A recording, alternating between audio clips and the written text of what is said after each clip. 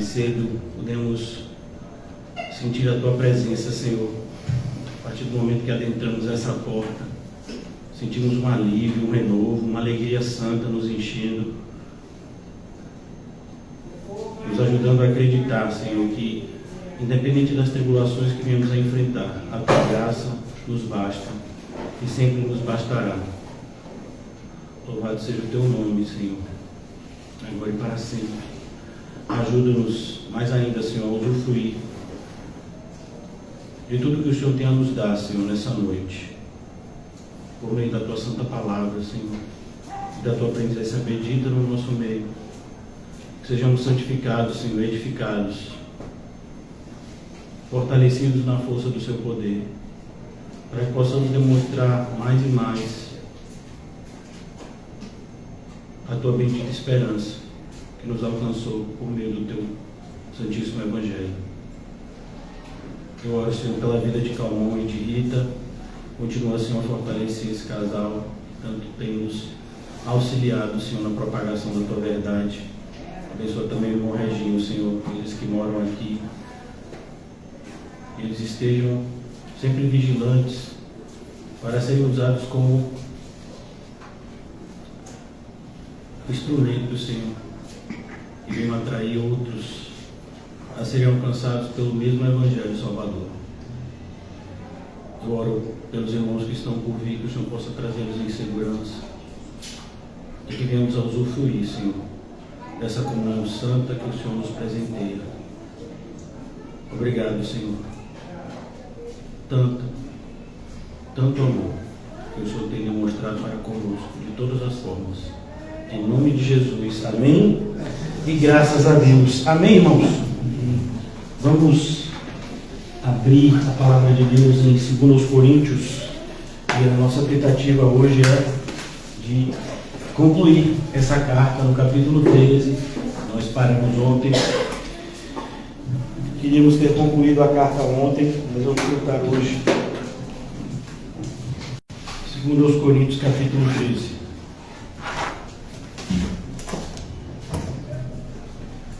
O título da mensagem de hoje, eu queria mostrar ele para vocês em 2 Pedro.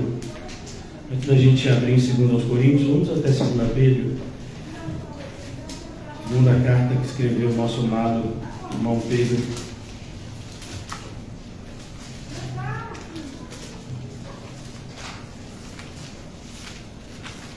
Nessa carta, o apóstolo Pedro, ele exorta os irmãos a perseverarem na fé, independente das dificuldades que eles viessem a passar, que eles continuassem firmes e crescendo na graça e no conhecimento do Senhor. Aqui no capítulo 3 dessa carta,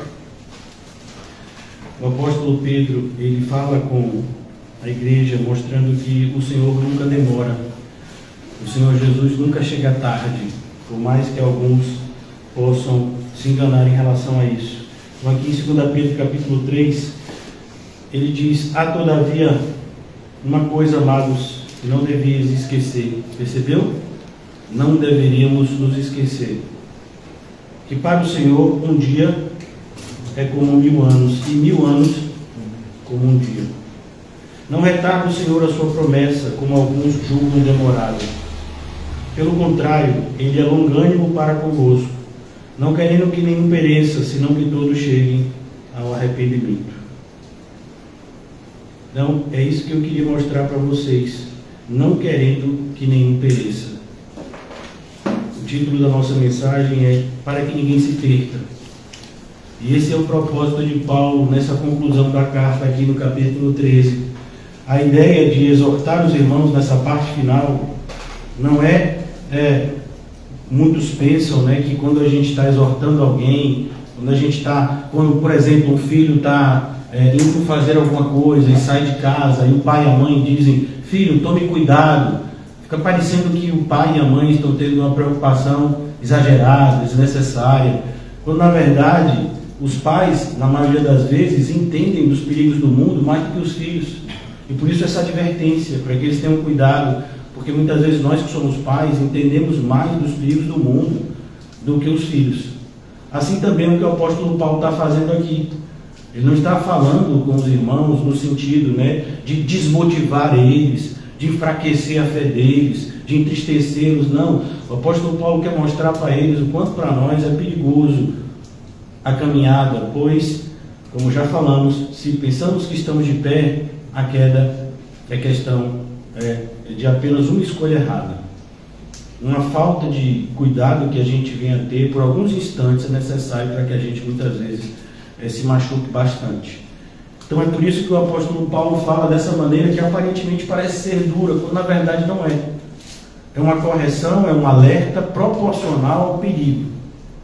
Então é como, por exemplo, irmãos, quando você vê, não sei se os irmãos que trabalham, principalmente o irmão Paulinho que trabalha, né, no cemitério, e alguns, Rita também que trabalha e manuseia alguns produtos químicos, vocês podem ver que determinados produtos químicos têm aquela cadeira, né? Por que aquilo dali? Porque aquele líquido é extremamente perigoso. Às vezes até o contato com aquele líquido tem que ser feito com máscara, tem que ser feito com luva, porque se pegar na mão da pessoa pode corroer. Se a pessoa inalar, né, o cheiro daquele produto, pode ter que ser internada. Então aquele alerta ali é proporcional. A pessoa olha e se assusta, mas tem que se assustar. Isso é muito perigoso, né? E veja que com todos esses alertas tem uma série de acidentes. Então é preciso que a gente tenha essa ideia, né? Nós estamos vivendo um momento de perigo, uma guerra. Estamos em guerra espiritual. Somos alegres, somos felizes, mas não devemos nos esquecer que devemos estar sempre alertas, conscientes dos perigos que nos cercam, né? Então é por isso que o apóstolo Paulo fala nesse tom. Eu convido os irmãos a abrirem comigo em 2 Coríntios 13:5.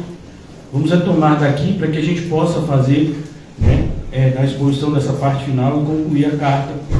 Se Deus permitir, eu vou fazer uma espécie, né, de mini resumo com vocês, até porque meia-noite, né, tem tempo para a gente falar alguma coisa até lá. Então aqui o apóstolo Paulo fala, como vimos ontem, examinai-vos a vós mesmos se realmente estáis na fé. Foi o que a gente fez ontem. Falamos acerca de 10 pontos de como nós devemos. Pai Celeste, tudo bom? Deus abençoe. Pai irmão, Deus abençoe. Então aqui é como nós devemos praticar isso. E é interessante que aqui na nossa congregação, pela graça de Deus, misericórdia pura de Deus, nós somos estimulados o tempo todo a isso. Mas se os irmãos já tiveram oportunidade de frequentar outras igrejas, vejam como às vezes a pessoa pode passar 5, 10 anos em uma igreja sem nunca se examinar, sem nunca questionar o seu próprio cristianismo. Às vezes a pessoa acredita que é crente porque levantou uma mão e aceitou a Jesus, nem se batizou, e já acha que é crente. Às vezes você acha que é crente só porque se batizou. Então não examina se a fé verdadeira é aquela que ela tem, se a fé que ela tem é verdadeira ou não. E veja como isso na Bíblia é algo extremamente, né, lembrado. Vimos em Mateus capítulo 7 como o Senhor Jesus diz que naqueles dias pessoas terão uma surpresa extremamente desagradável, acham que são salvas e não são, até o último instante pensavam que eram salvas, mas nunca foram. E o próprio Tiago nos ensina, o nosso amado irmão Tiago nos ensina que a fé sem obras é morta. Então a pessoa pode possuir uma fé morta que não salva. É por isso que temos que ter esse cuidado de nos examinar e de fazer isso constantemente, como hábito. Pois, como já falamos, se pensamos que estamos de pé, devemos ter cuidado para não cair. Examinai-vos a vós mesmos se realmente estáis na fé. Provai-vos a vós mesmos. E a ideia é essa, não só um exame superficial, mas prove, experimente, veja se é isso mesmo. Versículo 5: ou não reconheceis que Jesus Cristo está em vós? Se não é, que já estáis reprovados. E a ideia aqui é o mesmo princípio que o apóstolo Paulo vai ensinar, por exemplo, na carta aos Romanos. Aquele que não tem o Espírito de Cristo, não é dele. Mas se nós anunciamos que somos de Cristo, devemos acreditar também que o Espírito de Cristo habita em nós. E mais ainda aqui no versículo 6, que foi até onde nós falamos ontem: mas espero que reconheçais que não somos reprovados. E a ideia aqui é que o apóstolo Paulo está falando: como é que vocês estão dizendo que eu não sou um apóstolo, que eu não sou um verdadeiro mestre, sendo que vocês se acham crente e eu evangelizei vocês. Tudo que vocês conhecem do Evangelho fui eu que apresentei para vocês. Então é isso que o apóstolo Paulo está, mais uma vez, mostrando para os coríntios a insensatez que eles haviam caído, de darem as costas àquele que tanto amou a eles, o apóstolo Paulo, que se preocupava sinceramente com eles, isso por conta do engano dos falsos mestres. Devemos ter sempre cuidado com isso, irmãos, porque possuímos um coração extremamente enganoso. Eu conversava hoje com minha filha mais nova. Deus tem me dado essa oportunidade de estar sempre com eles e com eu procuro sempre aproveitar para conversar. E eu falei com ela como os nossos sentimentos são enganosos.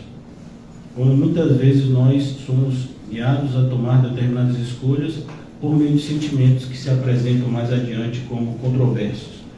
Então, uma pessoa que às vezes diz que não pode viver sem um amigo da escola e de repente, uma semana depois, estão sem se falar.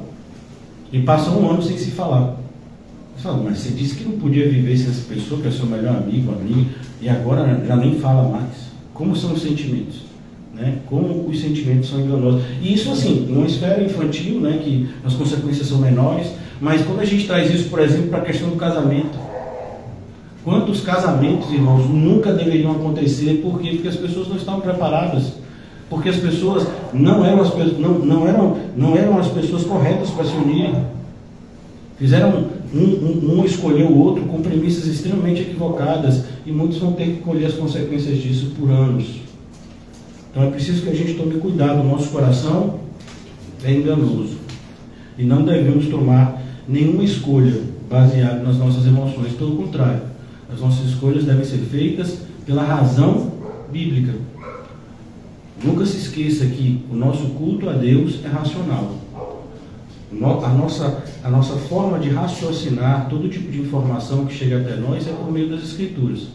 Isso não significa que a gente tenha uma maneira de pensar inferior à daqueles que não creem na Bíblia. Pelo contrário, nossa maneira de pensar é muito mais segura, pois aquilo que alicerçamos na nossa estrutura de pensamento é uma verdade inabalável.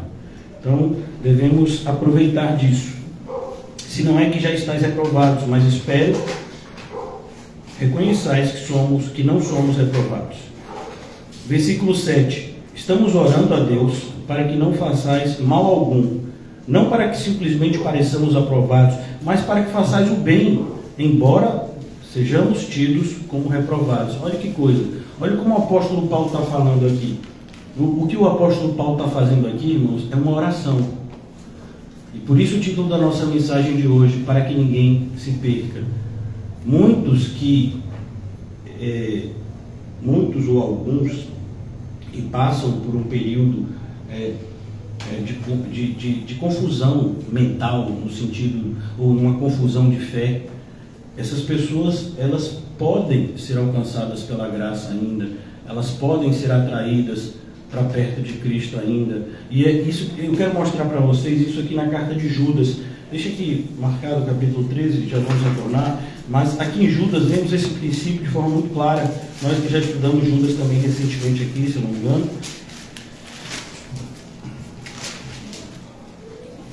A carta de Judas fica bem antes de Apocalipse, né?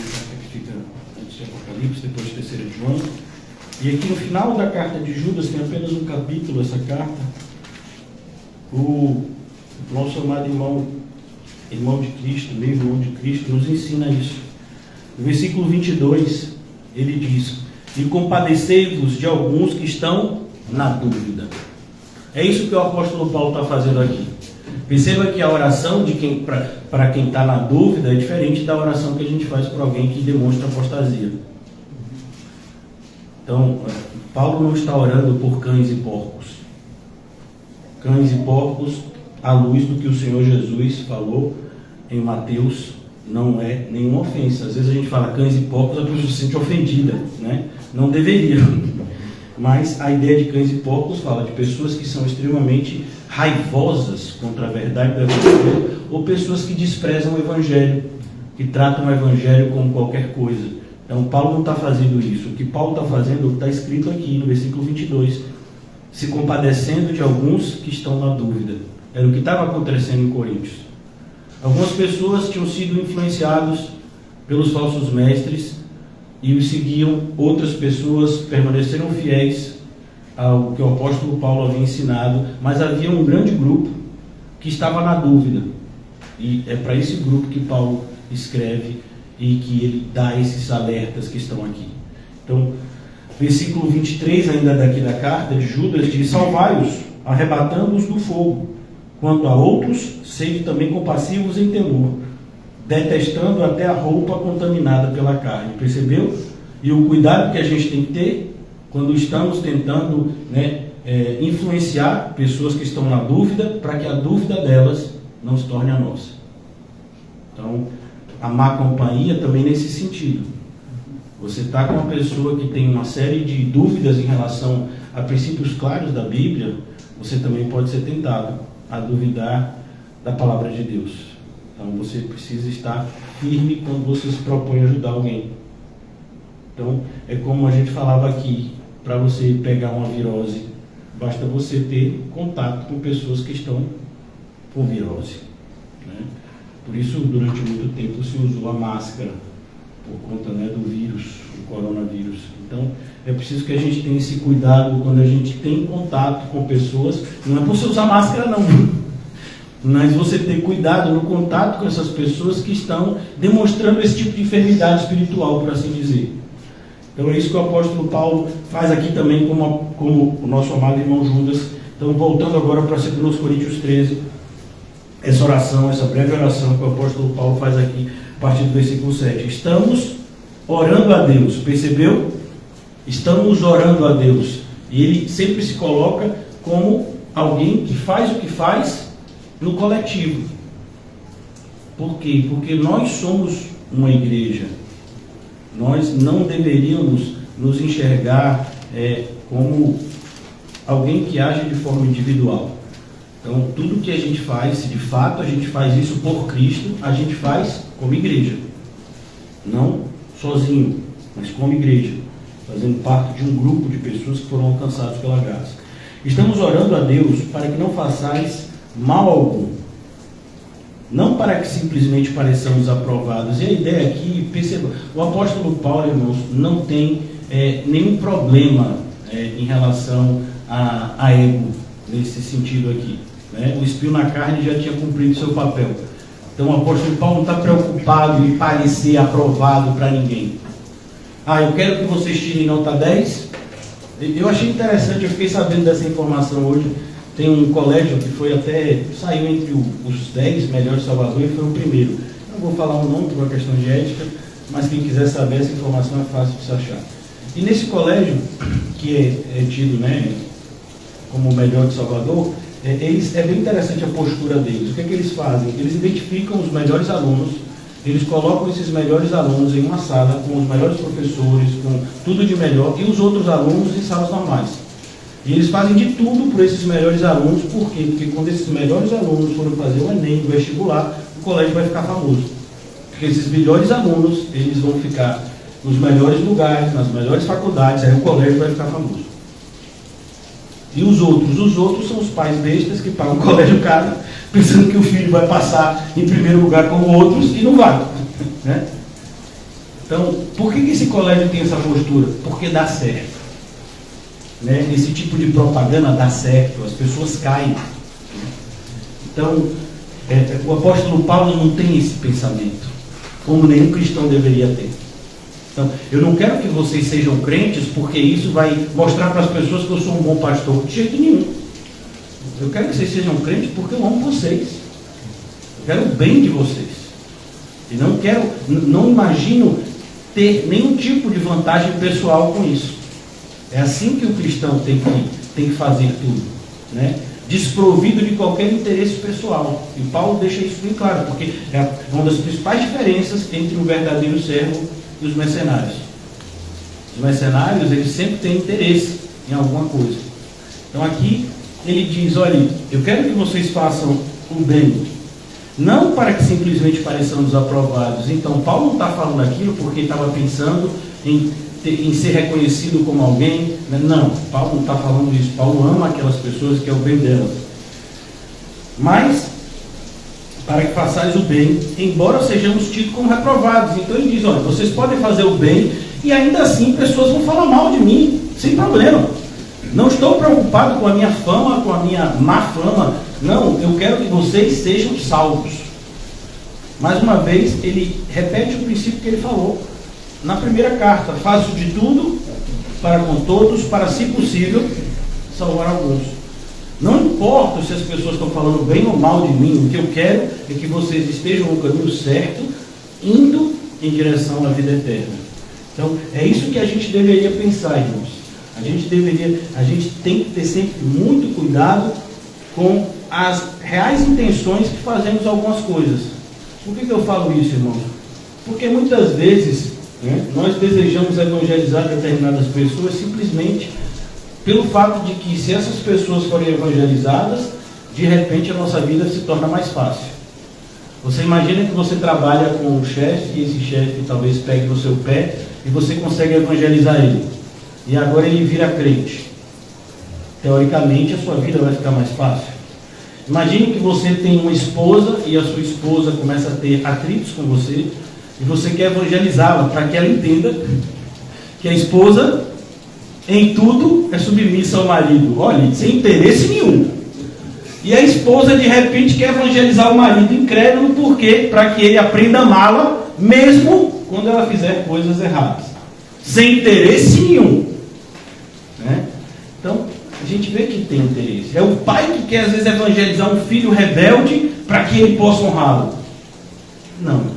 Então a gente tem que tomar cuidado, porque Deus sabe quais são as nossas reais intenções. Eu já vi muito isso acontecendo na igreja. Pessoas que deixam de evangelizar quem deveriam e começam a evangelizar pessoas por interesses pessoais. Mas eu estou evangelizando, eu estou fazendo bem. Uma árvore má pode dar um fruto bom? Não. Será que a gente pode fazer alguma coisa boa com más intenções? Será que a gente pode fazer alguma coisa boa com intenções egoístas? Não. Então, é impressionante como muitas pessoas nem refletem sobre isso. Isso parece que se torna natural para as pessoas. Evangelizar por interesse. Eu quero alcançar essas pessoas, porque se essas pessoas se converterem à mesma fé que eu tenho, a minha vida fica muito mais fácil. Imagine você evangelizar uma pessoa que você pretende se casar. É ímpia, viu? Ou ímpio. Evangelismo agora namoro forma de evangelismo para alguns, né? Estratégia de evangelismo. Isso é interesse, irmão. E eu não digo que você não evangelize seu chefe. Eu não digo que você não evangelize seu filho, sua esposa. Não, a gente tem que evangelizar todos. Devemos tomar cuidado com o nosso coração. E não deixar de evangelizar pessoas, mas evangelizar a todos. E não somente pessoas que a gente tem algum tipo de interesse na suposta conversão delas. É por isso que a gente tem que ter cuidado. É isso que Paulo faz, de forma tão cristocêntrica aqui, mostrando que o fato daqueles irmãos se arrependerem e se voltarem à verdade não era algo que Paulo estava preocupado, porque aquilo iria gerar boa fama para ele. Paulo não está nem preocupado com isso, até porque Paulo sabe que todos aqueles que querem viver piedosamente em Cristo Jesus serão perseguidos.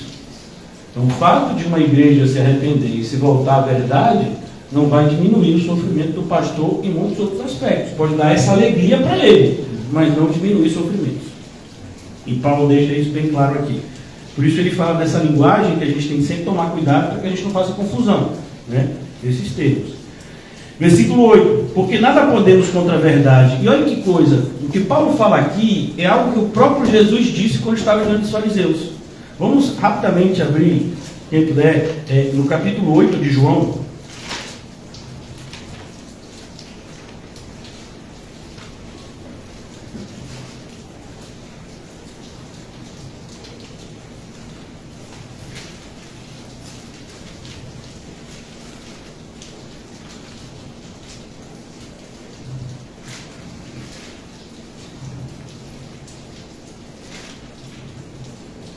Capítulo 8 de João, Jesus, ele fala com essas pessoas, mostrando elas ao arrependimento. E olhe como ele fala. Capítulo 8, a partir do versículo 12, ele diz, versículo 12, de novo lhes falava Jesus dizendo, eu sou a luz do mundo, quem me segue não andará nas trevas, pelo contrário, terá a luz da vida. Então lhe objetaram os fariseus, tu dás testemunho de ti mesmo, logo o teu testemunho não é verdadeiro. Respondeu Jesus e disse-lhe, posto que eu testifico de mim mesmo, o meu testemunho é verdadeiro, porque sei de onde vim e para onde vou, mas vós não sabeis de onde venho, nem para onde vou. Vós julgais segundo a carne, eu a ninguém julgo. E se eu julgo, o meu juízo é verdadeiro, porque não sou eu só, porém eu e aquele que me enviou. Também a vossa lei está escrito que o testemunho de duas pessoas é verdadeiro. E eu testifico de mim mesmo, e o Pai que me enviou também testifica de mim. Então lhes perguntaram, onde está o teu Pai? Respondeu Jesus, não me conheceis a mim, e nem a meu Pai. Se conhecesseis a mim, também conhecerias a meu Pai. Proferiu estas palavras no lugar do gasofilácio, quando ensinava no templo, e ninguém o prendeu, porque não era ainda chegada a sua hora. Versículo 21. De outra feita lhes falou, dizendo, vou retirar-me, e vós me procurais, mas perecereis no vosso pecado. Para onde eu vou, vós não podeis ir. Então diziam os judeus, terá ele acaso intenção de suicidar-se? Porque diz, para onde eu vou, vós não podeis ir. E prosseguiu, vós sois cá de baixo, eu sou lá de cima, vós sois deste mundo, e eu deste mundo não sou. Por isso eu vos disse, e morrereis nos vossos pecados, porque não credes que eu sou. Se não credes que eu sou, morrereis nos seus pecados. Então lhe perguntaram, quem és tu? Respondeu Jesus. O que é que desde o princípio vos tenho dito? Muitas coisas tenho para dizer a vosso respeito e vos julgar, porém aquele que me enviou é verdadeiro, de modo que as coisas que dele tenho ouvido, essa digo ao mundo. Eles porém não atinaram e que lhes falava do Pai. Disse-lhes, pois, Jesus, quando levantardes o Filho do Homem, então sabereis que eu sou, e nada faço por mim mesmo, mas falo como o Pai me ensinou. E aquele que me enviou está comigo, e não me deixou só, porque eu faço sempre o que lhe agrada. Ditas essas coisas, muitos creram nele. Disse, pois, Jesus aos judeus que haviam crido nele, se vós permanecerdes na minha palavra, sois verdadeiramente meus discípulos, e conhecereis a verdade, e a verdade vos libertará.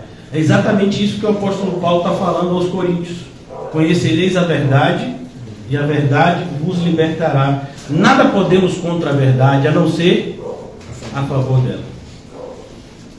Mas ainda aqui ele diz, versículo 32, conhecereis a verdade vos libertará. Responderam-lhe, somos descendência de Abraão, jamais fomos escravos de alguém. Como dizes sereis livres? Replicou-lhe Jesus, em verdade vos digo, todo aquele que comete o pecado é escravo do pecado. Então é preciso que a gente entenda, aqueles que ainda não conhecem a verdade estão escravizados por meio da sua própria ignorância. Então, quando a pessoa escolhe não acreditar na verdade, ela está ainda aprisionada nos seus pecados. Infelizmente, essa é a escolha de muitas pessoas na igreja hoje. Aqui, como a gente percebe essa exortação, voltando a 2 Coríntios 13, quando o apóstolo Paulo fala nesses termos, versículo 8, 2 Coríntios 13, 8, porque nada podemos contra a verdade, senão em favor da própria verdade. Então, nada podemos contra a verdade. Isso não significa que as pessoas não tentem o tempo todo mudar a verdade de Deus. Pelo contrário, né? Elas sempre insistirão nesse ponto, de que a verdade de Deus não é absoluta, ou de que a verdade de Deus não é como de fato tem sido apresentada, mas há uma tentativa, né, de mudar, de adulterar. Versículo 9, porque nos regozijamos quando nós estávamos fracos e vós fortes. Isto é o que pedimos, o vosso aperfeiçoamento. É interessante essa palavra no grego, porque essa palavra ela tem alguns significados. É um verbo no grego e ele significa, por exemplo, consertar um osso quebrado. Então, quando você tem quebrar, né, o braço, a perna, Então, esse verbo no grego significa consertar aquele osso. Também é usado esse mesmo verbo, aperfeiçoar, no sentido de você remendar uma rede, né? Lembram de que os discípulos remendavam as redes, né? Quando chegavam, era uma coisa comum. Quando os pescadores chegavam, eles, depois que tiravam os peixes, eles costumavam remendar a rede, porque ficava sempre algum tipo de furo, né? Para outro dia eles poderem pescar novamente. Então, esse é o verbo, aperfeiçoar. Então, nós como cristãos estamos sempre precisando tapar brechas. Precisamos sempre corrigir determinados aspectos da nossa vida, que muitas vezes passamos meses, anos sem perceber que aquilo estava daquele jeito, até que por uma determinada situação, por exemplo, irmãos, imagine que o estepe do seu carro, do pneu do carro, está furado, mas você não sabe disso. Por quê? Porque os outros pneus nunca deram problema. Aí no dia que o pneu dá problema, você vai pegar o estepe para poder colocar e aí ver que ele está furado. Então agora você tem a oportunidade de consertar o estepe. Mas ele está furado já, talvez há 1 ano, 2, você não sabia, você nunca precisou usar. E aí quando você precisa usar, você vê que ele não está funcionando. Então, muitas coisas na nossa vida acontecem dessa forma. Às vezes você acha que você é uma pessoa que ama, até que aparecem pessoas que te odeiam e você precisa conviver com essas pessoas. Porque quando aparece alguém que odeia a gente de longe, é tranquilo, né? Não, pastor, não é tranquilo não. Mas é menos difícil. Imagine uma pessoa que te odeia e você tem que ver a pessoa todo dia. Porque ela te odeia e é seu companheiro de trabalho. Porque ela te odeia e é seu vizinho de porta. Porque ela te odeia e faz parte da sua família. E aí você agora tem que desenvolver mais do que nunca o amor que tudo suporta. Então, antes dessa situação, de repente você achava que amava. Que nada, eu vivi o CAC. Meu filho, claro que você viveu o CAC, né? Você ficava lá, depois saía. E as próprias pessoas do CAC tinham, né, um rodízio imenso. Mas imagine você passar 1 ano, 365 dias, todo dia, tendo contato com uma pessoa que te odeia. Aleluia! Que tipo de amor você não vai desenvolver, irmão? Né? Depois desse ano, eu garanto que nunca mais você vai ser a mesma pessoa. Né? Quando alguém, né, disser que te odeia na sua cara, que nada, irmão. Não, né? Como dizem, né, que teria sido a resposta de David Wilkerson, um pastor que evangelizou as gangues em Nova York na década de 70, né, que esse temido Nick Cruz, na época, chefe de uma gangue, eu vou lhe cortar em 1000 pedacinhos, e deu um tapa, eu acho que no rosto dele, cuspiu no rosto dele, e ele teria respondido, né, e os meus 1000 pedacinhos irão te amar ainda, do mesmo jeito, né? Aleluia! Amém? Mas, mano, não vejo animação em vocês. Então, aperfeiçoamento, é isso que a gente precisa, é por isso que Paulo ora. Lembra do que a gente leu lá em Judas? Pessoas que muitas vezes estão na dúvida. Será que eu tenho que amar mesmo? Tem. Será que Deus não pode salvar e levar? Machado da matança? Não pode, não vai não fazer isso. Provavelmente não vai. A não ser que leve você junto para o mesmo lugar. Não, pastor, aí não quero não. Então pronto. Então, por isso ele diz, pedimos o vosso aperfeiçoamento. Então todos nós precisamos ser aperfeiçoados, irmãos. Esse processo é um processo doloroso, é um processo desgastante, é um processo cansativo, mas é um processo, irmãos, que ao mesmo tempo dá alegria. Você imagina, eu comentava para os irmãos aqui, como o ano passado foi difícil para mim, algumas situações que eu tive que enfrentar, e como o fato de ter passado por aquelas situações da forma correta, pela graça de Deus, me ajudou a ser uma pessoa diferente, né, do que eu era. Então, aperfeiçoamento, ele não vai vir, irmãos, em situações agradáveis. O aperfeiçoamento não vem enquanto você está em zona de conforto.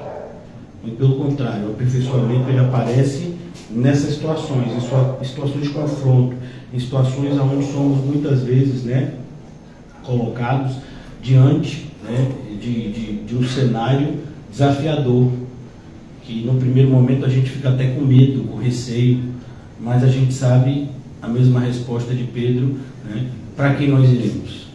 É por aqui? Então é por aqui que a gente vai. Retroceder para o cristão nunca é opção. Então, temos perigos, muitas vezes ficamos assustados, mas não desfalecemos. É isso que o apóstolo Paulo mostra. É necessário o aperfeiçoamento cristão. É necessário, irmãos. Versículo 10. Portanto, escrevo estas coisas estando ausente, para que, estando presente, não venha a usar de rigor, segundo a autoridade que o Senhor me conferiu, para edificação e não para destruir. Mais uma vez Paulo fala dessa forma. Ele já havia falado assim, e ele repete. Por quê? Porque ele está mostrando isso? Porque o rigor é necessário, irmãos. Como eu disse para vocês no começo, nós não estamos brincando. É como o irmão Mateus, que trabalha na construção civil, né? Imagine você trabalhando numa construção de um prédio. Quantos itens de segurança precisam ser usados? Né? Por quê? Porque ali não é brincadeira. Pode cair alguma coisa e matar alguém. Você pode pisar em algo e cair num buraco e morrer. Então não é brincadeira ali. Tudo tem que ser feito com extrema seriedade, com muito cuidado. Por quê? Porque qualquer descuido, alguém morre. Então, assim também é a caminhada cristã.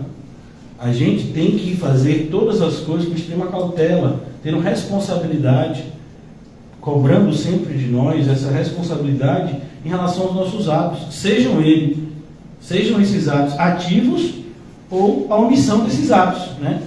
Porque a gente não só peca por ação, a gente peca também por omissão. Imagine uma pessoa que deixa de confrontar o mal quando deveria. Tenho, porém, contra ti o tolerar. Você não devia tolerar isso.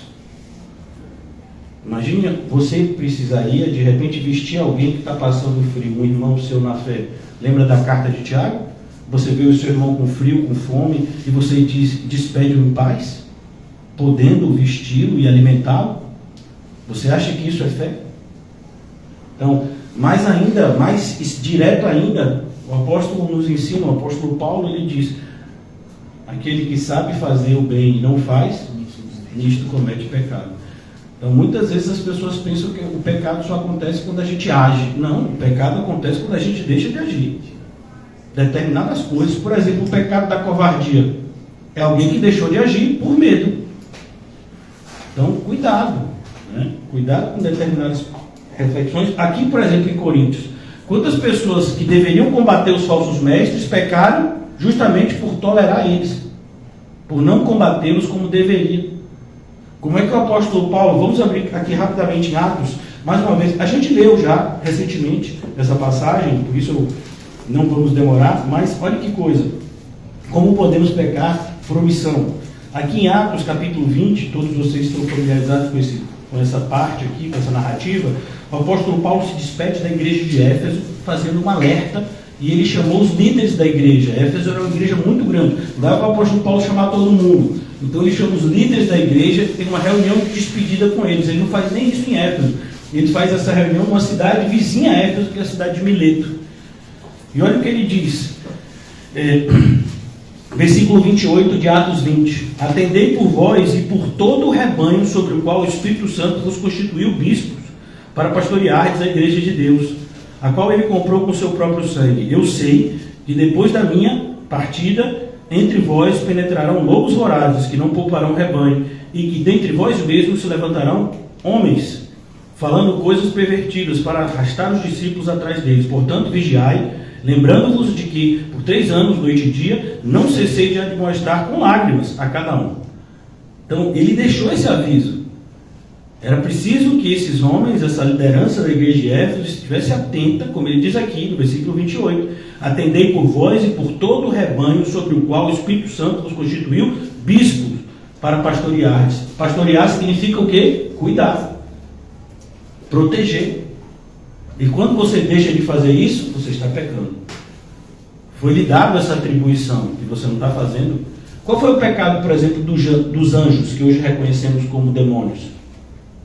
Eles não guardaram o lugar da habitação. Deus mandou eles ficarem em determinados lugares, com determinadas tarefas, que eles não aceitaram. Queriam outro tipo. E isso é um pecado de rebelião. E eles foram tratados como tais e expulsos. Então é preciso que a gente tenha esse cuidado. Aqui em 2 Coríntios capítulo 13, essa oração pelo aperfeiçoamento. Veja que muitas vezes, irmãos, nos primeiros momentos, talvez os primeiros anos, no primeiro contato com o Evangelho, a gente tem muito essa atenção no pecado da ação, deixar de fazer determinadas coisas que são erradas. Mas isso é só uma parte. A gente deixa de fazer as coisas erradas até para que a gente tenha como fazer as coisas certas. E não só deixar de fazer as coisas erradas, como se isso fosse suficiente. Eu não faço mais isso. Sim, e agora? Não faz nada? Então, muitas pessoas têm se tornado, árvores que só têm folhas e não têm frutos. Justamente com essa atitude. Porque Spurgeon tem inclusive uma pregação, acho que tem um livrozinho, um e-book, o grande pecado de não fazer nada. Então aqui o apóstolo Paulo está orando nesse sentido, pelo aperfeiçoamento dos irmãos, para que eles não caíssem nesse grande perigo. Portanto, versículo 10, escreva estas coisas estando ausente, para que estando presente não venha a usar de rigor, segundo a autoridade que o Senhor me conferiu. O apóstolo Paulo não cairia nesse erro.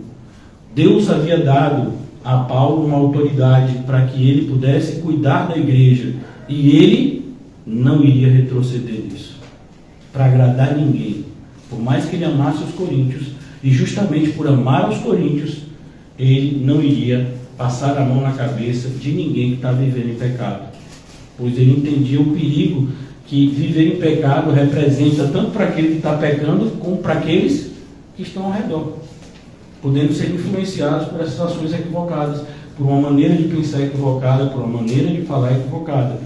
Então ele diz, eu vou usar do rigor segundo a autoridade que o Senhor me conferiu. E por mais que pareça que determinadas palavras, determinadas pregações, determinadas falas, elas são para destruição, é o contrário, elas são para edificação. É muito parecido, irmãos, com a quimioterapia. Eu oro para que ninguém passe por isso. Por quê? Porque a quimioterapia, independente de você ser curado ou não, é um processo extremamente doloroso e desgastante, porque aquela quimioterapia, ela não mata só as células ruins, ela mata todas as células. Então a pessoa, vocês já viram, pessoas perdem os cabelos, elas ficam extremamente magras, elas ficam muitas vezes doentes. Por quê? Porque aquilo dali é exatamente assim. O processo é matar o corpo, é enfraquecer o corpo, sem que a pessoa morra. E eles têm que ter esse cuidado muito grande. Eu, por exemplo, tenho uma pessoa do meu passado que foi descoberta com 30 anos, eu acho, já vai fazer uns 13 anos que essa pessoa faleceu. Ela foi descoberta com leucemia, e ela foi para São Paulo, o melhor hospital do Brasil nessa área, fazer o tratamento lá. E na primeira sessão de quimioterapia morreu. Não, o corpo não aguentou, porque é um enfraquecimento grande do corpo. Mas ali o médico está querendo matar o paciente? Os médicos estão querendo assassinar o paciente? Não, a tentativa é de salvar. Então é por isso que a gente tem que tomar cuidado. Às vezes o entendimento de alguns é que parece que está querendo tirar todo mundo da igreja. Não, a gente está querendo tirar o pecado da igreja. Mas para tirar o pecado da igreja, a gente não pega, Ia, saia por essa porta, agora em nome de Jesus. Todo tipo de pensamento ruim, sai agora por essa porta, em nome de Jesus. Não, irmão, o pecado está dentro de você e de mim. Então, a gente vai ter que matar ele aqui dentro. Amém. É extremamente doloroso esse processo. Então, é por isso que a gente tem que ter esse cuidado. Paulo está falando aqui porque parecia que eles estavam entendendo errado. Eles estavam pensando que Paulo estava falando desse jeito no sentido de desmotivar as pessoas. É como, por exemplo, pastor, você não motiva a gente a fazer as coisas de Deus. Como assim não motiva? Ele fica dizendo que se a gente for mais santo, aí a vida vai ser mais difícil. E você não se sente motivado? Não, eu quero a vida mais fácil. Por que você não diz que se a gente for mais santo, Deus vai dar um monte de coisa boa para a gente? Irmão, tem coisa melhor na nossa vida do que ser santo? Eu não posso enganar vocês. Nada é melhor do que você viver uma vida santa. Muitas vezes a gente não entende isso. Mas o fato da gente não entender não significa que deixa de ser verdade. O que podemos contra a verdade? A não ser a favor da verdade. A melhor coisa que poderia acontecer na sua vida e na minha é a gente ser o mais santo que a gente pudesse ser. Então, a gente não precisaria de mais nada. Mas as pessoas muitas vezes não se sentem motivadas com esse tipo de fala. Elas se sentiriam motivadas se eu dissesse: ó irmão, fique tranquilo, tudo que você fizer por Jesus, Ele vai dar em dinheiro na sua conta bancária no mês subsequente. Então você vai fazer um monte de coisa para Jesus, vá contabilizando e você pode me cobrar, viu? Cada obra que você fizer é 10 mil reais na conta. Rapaz, então Paulinho vai ficar rico. Porque eletricista, encanador, pedreiro, ajudante de pedreiro, rapaz, cada obra dessa 10 mil, rapaz, mês que vem eu vou pedir dinheiro emprestado. Né? Então, aí as pessoas às vezes se sentiram motivadas. Né? Então, o Paulinho vai ganhar 100 mil reais mês que vem, eu quero ganhar pelo menos 10, então vou fazer alguma coisa. Meu Deus. Você sabe que esse tipo de discurso é comum. Né? Olha, você dá 100 e Deus te devolve 100 vezes mais. Faça as contas, 100 vezes 100, 10 mil, se eu não me engano. Já pensou que coisa boa? Você bota 100 reais no gasofilácio. Rapaz, não tem investimento da Bolsa de Valores que dê tanto. Você bota 100 reais no gasofilácio hoje e fica só esperando que no mês que vem vai cair 10 mil reais limpo na sua conta, sem imposto, viu? Esse cair imposto de renda é 27,5%. Mas sem imposto ainda. Promessa tem que ser desse nível, sem imposto. Não tem esse tipo de promessa, mas o pessoal faz. E isso motiva as pessoas. Por quê? Porque elas não creem na verdade. Elas não suportam essa doutrina. Elas levantam para si mestres segundo as suas próprias concupiscências. Mas Paulo está falando para pessoas, não que abandonaram a fé, mas que estavam passando por um momento de dúvida. E Paulo quer mostrar a essas pessoas a verdade para que eles sejam ganhos pela verdade. Ninguém pode ser ganho pela mentira, irmão. Então, quando uma pessoa sai da igreja, a gente não quer trazer ela de volta à igreja, a gente quer trazer ela de volta a Cristo. De nada adianta a pessoa estar nos bancos da igreja se não está com Cristo. Ela só vai criar mais dano para a igreja. Então é preciso que a gente tenha sempre esse pensamento. Nossa motivação, nosso alvo não é trazer as pessoas para que a igreja esteja cheia e que a gente possa comemorar como um clube comemorando. Não. Nós somos o corpo de Cristo. Nós somos uma nação santa, como Pedro vai dizer. Um povo adquirido. Então é preciso que a gente valorize o que a gente tem que ter aqui. Para que a gente possa lutar para não perder o que a gente tem aqui. Então, é isso que o apóstolo Paulo está fazendo, combatendo o bom combate da fé. E ele faz isso não para destruir, mas para edificar. Então, é para a edificação e não para a destruição. E olha que coisa interessante. Você pode destruir o que já está destruído. Você pode matar alguém que já está morto. Imagine, irmãos, claro que isso é assustador e ninguém vai fazer isso, por favor. Mas imagine que uma pessoa está lá enterrada, já está enterrada, 30 dias, e alguém tira o corpo e dá 10 facadas no morto. Você vai ser condenado por assassinato? Você vai ser condenado por outros crimes, talvez, né? Por mexer no cadáver, aí tem outros delitos. Mas assassinato não, você não pode matar uma pessoa que já está morta. E o que eu quero dizer para você? Pessoas que estão destruídas pelos seus próprios pecados não podem ser destruídas. Elas já estão destruídas. Então, quando há uma pregação e pessoas saem da igreja por conta de uma pregação bíblica, é porque elas estavam mortas em delitos e pecados. A pregação não destruiu. A pregação só evidenciou o que já estava lá. É por isso que Jesus, quando ele fala em João capítulo 3, se eu não me engano, todo aquele que crê será salvo. E quem não crê será condenado? Não, já está condenado. Já está. Então, as pessoas já nascem condenadas. E a graça de Deus salva aqueles que Deus em Cristo propôs salvar. Mas é por isso que muitas vezes a gente não entende passagens como essa.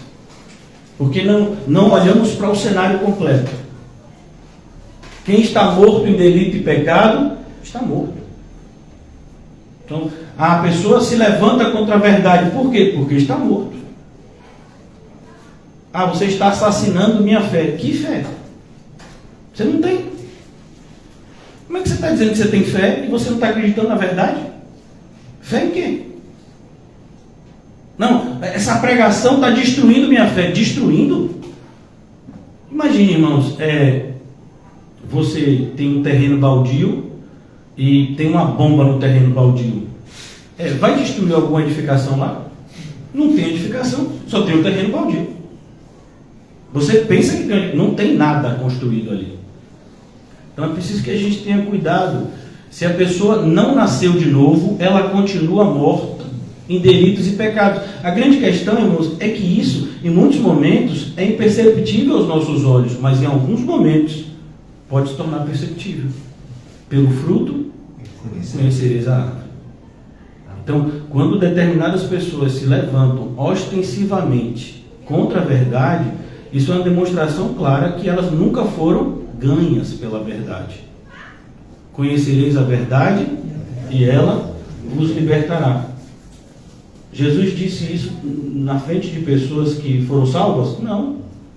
Os fariseus continuaram sem crer lá diante de Jesus, ouvindo isso e sem crer. Mais adiante Jesus vai dizer lá no Evangelho de João: por que eles não creram? Não são minhas ovelhas. Se fossem as minhas ovelhas, teriam acreditado no que eu falei. Pelo contrário, naquele capítulo 8, como é que termina?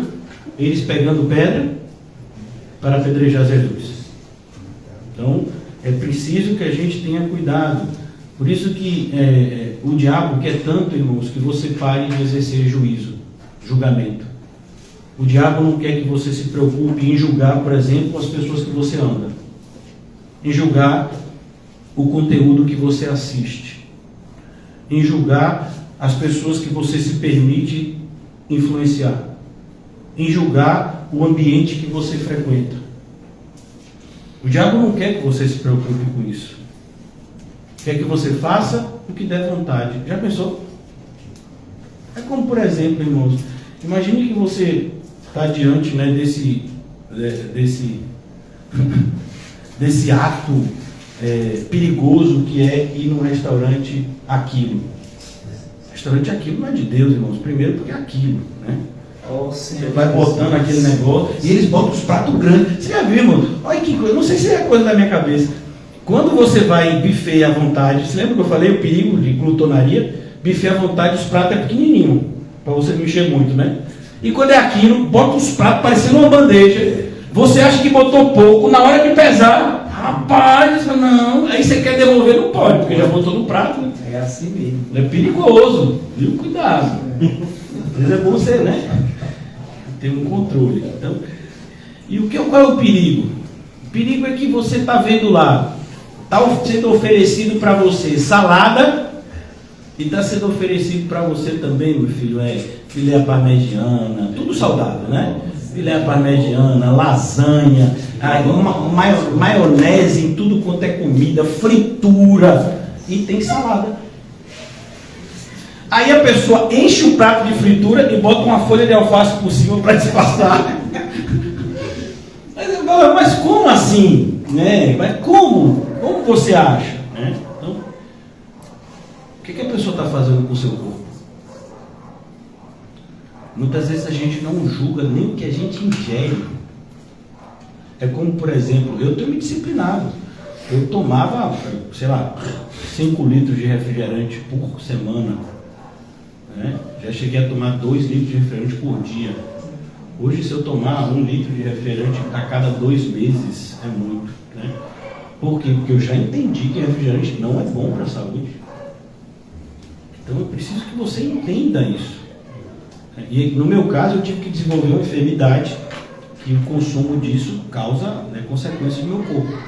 Então, é preciso que a gente entenda que a gente tem que escolher. A gente não pode fazer o que a gente deseja.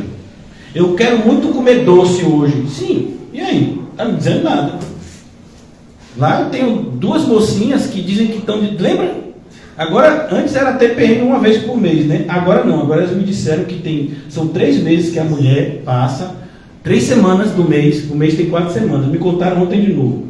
O mês tem 4 semanas, a mulher passa 3 semanas extremamente vulnerável, que é o que? O TPM, antes da M, a semana da M e a semana pós-M, que também é importante e precisa de doces. Então, durante 3 semanas, elas precisam de um consumo de doce. Só uma semana o doce não faz tanta falta. Eu digo, como é, rapaz? Me mostre esse documentário. Eu quero isso impresso, eu vou estudar isso. Então, por quê? Parece, né, que deu vontade, a gente justifica, irmãos. Não, o dia foi muito estressante. Segunda é problema. Então, okay, açúcar é a saída para melhorar o humor. Não, meu filho, não vai nessa onda não. Né? Então a gente tem que tomar cuidado. As nossas escolhas não podem ser feitas dessa forma. Por quê? Porque as consequências vão vir. Eu falei no começo do casamento. Mas não é só no casamento, irmãos, é em tudo. Sabe? Por exemplo, você está vindo para cá. Eu estava vindo para cá, eu coloquei antes de vir para cá no Google Maps. Eu nunca sei mexer no Waze. Aí eu coloquei no Google Maps. Me deram 3 caminhos. Ele estava todo engarrafado, eu poderia vir por 3 caminhos. A rota, né, ia mudar 1 minuto o trajeto. Aí eu vim pelo caminho que eu sou acostumado a vir. Né? Eu tinha 3 escolhas para chegar aqui. Então, olha que coisa. Você tem que saber escolher. Mas hoje em dia é dito o quê? Não escolha. Faça o que der, fecha o olho, o que der, deu. Olha, que loucura! Fecha o olho, pega. Você já viu o pessoal que quebra a Bíblia? Judas foi enforcar-se. Vai tu e faz o mesmo. Olha, não te digo é nada. Então, não, meu filho, não é assim não. Ó, eu sei o que eu quero, eu preciso estudar a Bíblia, eu tenho que saber textos que eu vou ler quando eu passar por determinados momentos na minha vida, eu preciso saber, né? Então aqui Paulo está mostrando isso. Edificar não é algo fácil, indolor, dói. Mas não significa que você está sendo destruído, pelo contrário, está sendo edificado. Quer ver algo assim? Todos aqui conhecem as crianças, mais ainda, porque estão vivenciando isso agora. O irmão José está na faculdade também. O processo do conhecimento é um processo extremamente doloroso e cansativo. É ou não é, Estelinho? Estudar para matemática é fácil? Não, aí, tá vendo? E estudar para física pequenininha é fácil? Química é bom, né? Química, biologia, né? Irmão, é difícil, né? O irmão Edivan também, faculdade, irmão também. Então, é difícil o processo de aprendizado. Às vezes você tem que passar a noite sem claro. Por mais que você seja estudioso, viu? Você tem que se dedicar. Mas aquilo tá para destruir a sua vida? Esse professor quer destruir a minha vida. Não! Essa matéria quer me matar. Física quer me assassinar. Né? Eu não consigo aprender essas leis aqui. Não, meu filho, ninguém quer me matar. Não fique imaginando nos físicos, né, levantando do túmulo e vindo te assustar de noite. Não é isso. Aqueles livros grandes, não, ali nada para te matar. O intuito ali é para edificar, mas é fácil? Não é fácil, né? Eu tenho levado minha filha para a academia, a mais nova. Ela vai parecendo que vai para uma tortura. E ela volta com uma fisionomia de que foi torturada. Né? Mas ali não é para tortura, né? Não é para tortura. Pelo contrário, é um ambiente para que ela possa, né, fazer atividade física e ter uma vida saudável. Então é preciso que a gente entenda as coisas que normalmente são boas, são trabalhosas. É verdade. Você sabe o trabalho que dá para fazer uma boa feijoada? Na dúvida, pergunte ao Paulinho. Uma boa feijoada é pegar água, pegar um quilo de feijão, arrumar dentro, deixar lá, e a feijoada maravilhosa surge, parecendo o bezerro de ouro que fez lá Arão. Eu joguei lá as joias que me deram, aí surgiu o bezerro de ouro. Esse Arão, brincadeira, né, Arão? Não. Então, a feijoada, meu filho, você tem que comprar os ingredientes certos, ainda mais se for marinda que for fazer, né? Precisa de 5 tipos de carne diferentes, né? Tem carne vinda até do Oriente, né? Aí você bota uma série de vegetais, o feijão fica 2 dias de molho, ainda tem gente que faz, né, algum tipo de oração com feijão, né? Então, não, é todo um processo. E aí você come uma feijoada de repente saborosa. Então, olha a diferença. Então, tudo o que é bom, irmãos, dá trabalho. E é tudo que a gente não gosta. Trabalho. Parece que essa palavra dá alergia a alguns, né? Trabalho! Ah! Começa a se tremer, tem gente que baba, né? Não, meu filho, entenda que é trabalho, né?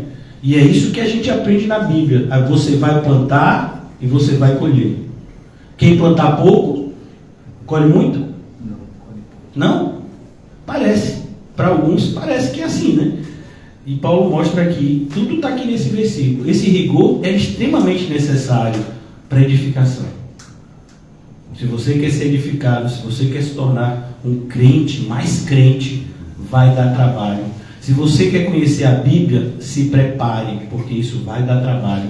Se você quer ter intimidade com Deus, se prepare, porque você vai ter que separar horas do seu dia para buscar o Senhor em oração. Interessante como às vezes a gente ora, 10 minutos por dia, e eu estou sendo muito otimista, e a gente fica às vezes achando ruim, porque não vai, né? Eu passei 10 minutos orando, mas não senti. Eu fico imaginando Moisés com 40 dias para sentir alguma coisa. A gente quer sentir em 40 segundos, né? Fora aquela oração do almoço extremamente espiritual, né? Obrigado por essa visão, amém. Isso já no processo do garfo sendo em direção à boca, né? Então, não, irmãos, não, a gente tem que ter disciplina, né? Tem que buscar ter uma vida disciplinada para edificação. Mais uma vez, essa é a carta. Essa carta foi escrita para a mesma igreja que aprendeu que, como corpo de Cristo, precisamos de decência e ordem. Então, vou ler aqui, diante de tudo que vocês ouviram, agora ficou mais fácil, né? Portanto, escrevo estas coisas, estando ausente, para que, estando presente, não venha a usar de rigor, segundo a autoridade que o Senhor me conferiu, para edificação e não para destruir. Porque era isso que os falsos mestres faziam e fazem até hoje, né? Eu comentei aos irmãos, uma vez uma pessoa, eu acho que ligou sem querer, e não percebeu que eu estava ouvindo, e eu tentando todo dia, eu estou ouvindo, oi, alô, e a pessoa começou a falar mal de mim para outra pessoa, e eu ouvindo, até que teve um momento que eu não aguentei mais, até para preservar a imagem da pessoa, e desliguei, né? Porque, né, a pessoa dizendo, o pastor lá, tudo que eu, olha que coisa, tudo que eu aprendi na Bíblia foi ele que ensinou, mas é uma pessoa muito radical, fanática, que acha que só ele e o grupo de lá está certo, não, as outras igrejas que não praticam essa doutrina não estão certas. Vem cá, quem não pratica essa doutrina está certo? E o outro lá, que se dizia pastor, que não sabia nem a diferença do Novo Testamento para o Velho, dizendo, não, mas não é assim, se ser irmão, é tudo crente, todo mundo que diz que é de Jesus, temos que se abraçar, temos que amar. Eu falei, que demônio, aí eu não vai ter mais, desliguei. Então, a pessoa crente admitiu que tudo que aprendeu, então acho que eu não ensinei direito. Né? Tudo que aprendeu aqui. E falando, porque eu falava mal dos falsos mestres, que eu tenho que falar bem deles, né? Tenho que elogiá-los, pelo que eu entendi, falava mal dos falsos mestres, e que isso não seria uma postura correta, pelo contrário, se sendo crente, deveríamos se unir, independente da heresia que se pregasse. Pelo amor de Deus. Se eu amo vocês, eu jamais vou fazer isso. Mas é isso que alguns esperam. Inclusive, essa pessoa saiu da igreja por esse motivo. Dentre outros, com certeza que pode ter existido também. Mas a ideia é que parece que o fato da gente ter essa postura de proteção contra o ataque dos lobos, contra o ataque, parece que a gente está sendo, né, exagerado. Que não é bem assim, que a gente está piorando o cenário. Que as pessoas, né, que estão pregando heresias não são tão más quanto o pastor Nizam fala. E são o quê? Eles estão fazendo bem? Alguém vai para o céu ouvindo heresia? Então não entendo por que a crítica. Era o que Paulo estava passando. Então, quando a gente permite ser influenciado pelos falsos mestres, a gente mais cedo ou mais tarde vai ter esse tipo de pensamento. a gente vai começar a relativizar tudo. Aí se qualquer pessoa, por mais endemoniada que seja, por mais demonstração de desprezo com o evangelho que seja, se disser que é crente, está você andando para cima e para baixo. Paulo diz, uns falsos irmãos, nem com mais. Então, olha que atitude, né? Como hoje em dia, né, a semelhança de Coríntios, as pessoas não têm nenhum tipo, não desenvolvem muitas vezes nenhum tipo de julgamento em relação às escolhas que precisam fazer. Precisamos fazer essas escolhas, irmãos. Por exemplo, imagine que você está aqui, né, como eu fui para uma reunião, né, dessas que me impõem aí, e uma pessoa me chamou para ir sexta-feira para um forró de uma determinada instituição. Mas não era desses forró maluco, não, era uma instituição dessas assim, né, de uma determinada categoria, e essa pessoa trabalha, né, como diretor jurídico nessa categoria, e disse, não, é uma coisa organizada, você não vai não? Eu falei, não vou não. Mas são convites. Aí eu disse para o pessoal lá de casa que eu não ia, mas não vai porque você não vive. Hoje eu fui repreendido mais uma vez pela minha filha mais nova. Meu pai, você não vive, parece que está morto. Você não faz nada da vida, meu pai. Você não percebeu que você está perdendo a vida? Eu digo, gente, né? Porque o que as pessoas esperam de você e de mim? Quer dizer que eu tenho que ir para uma festa para poder viver? Eu tenho que viver uma vida baseada no mesmo padrão moral do mundo para que eu esteja vivendo? Quer dizer que a vida boa é essa? Essa que a gente vive não é boa? Será que não é bom a gente ter certeza da salvação? Não é bom a gente ter comunhão com pessoas que a gente vai passar a eternidade junto? Não é bom a gente ter uma vida de paz? Ô, irmão, não é bom dormir? Dormir é coisa de Deus. Amém. É claro que dormir demais é coisa do diabo. Verdade. Mas dormir é coisa de Deus, irmão. Comer, glória, ordem e decência, é de Deus, irmão. O pessoal fica querendo me incutir de que se você fizer um monte de coisa que cansa, só de pensar já cansa, vai ser bom. Meu pai, vamos passar o dia inteiro torrando na praia. Só de ouvir isso já cansa. Não, no máximo quando o sol estiver se pondo, a gente dá uma voltinha. Meu irmão, é isso. A vida, para ser bem vivida, não tem nada a ver com a vida que nos apresentam pelas televisões e pelos canais por aí. Então, cuidado para que a gente não seja influenciado nesse nível. Às vezes, quando a gente se casa, casou, tem que ter lua de mel. Por que tem que ter lua de mel? Porque o casamento não pode ser uma lua de mel.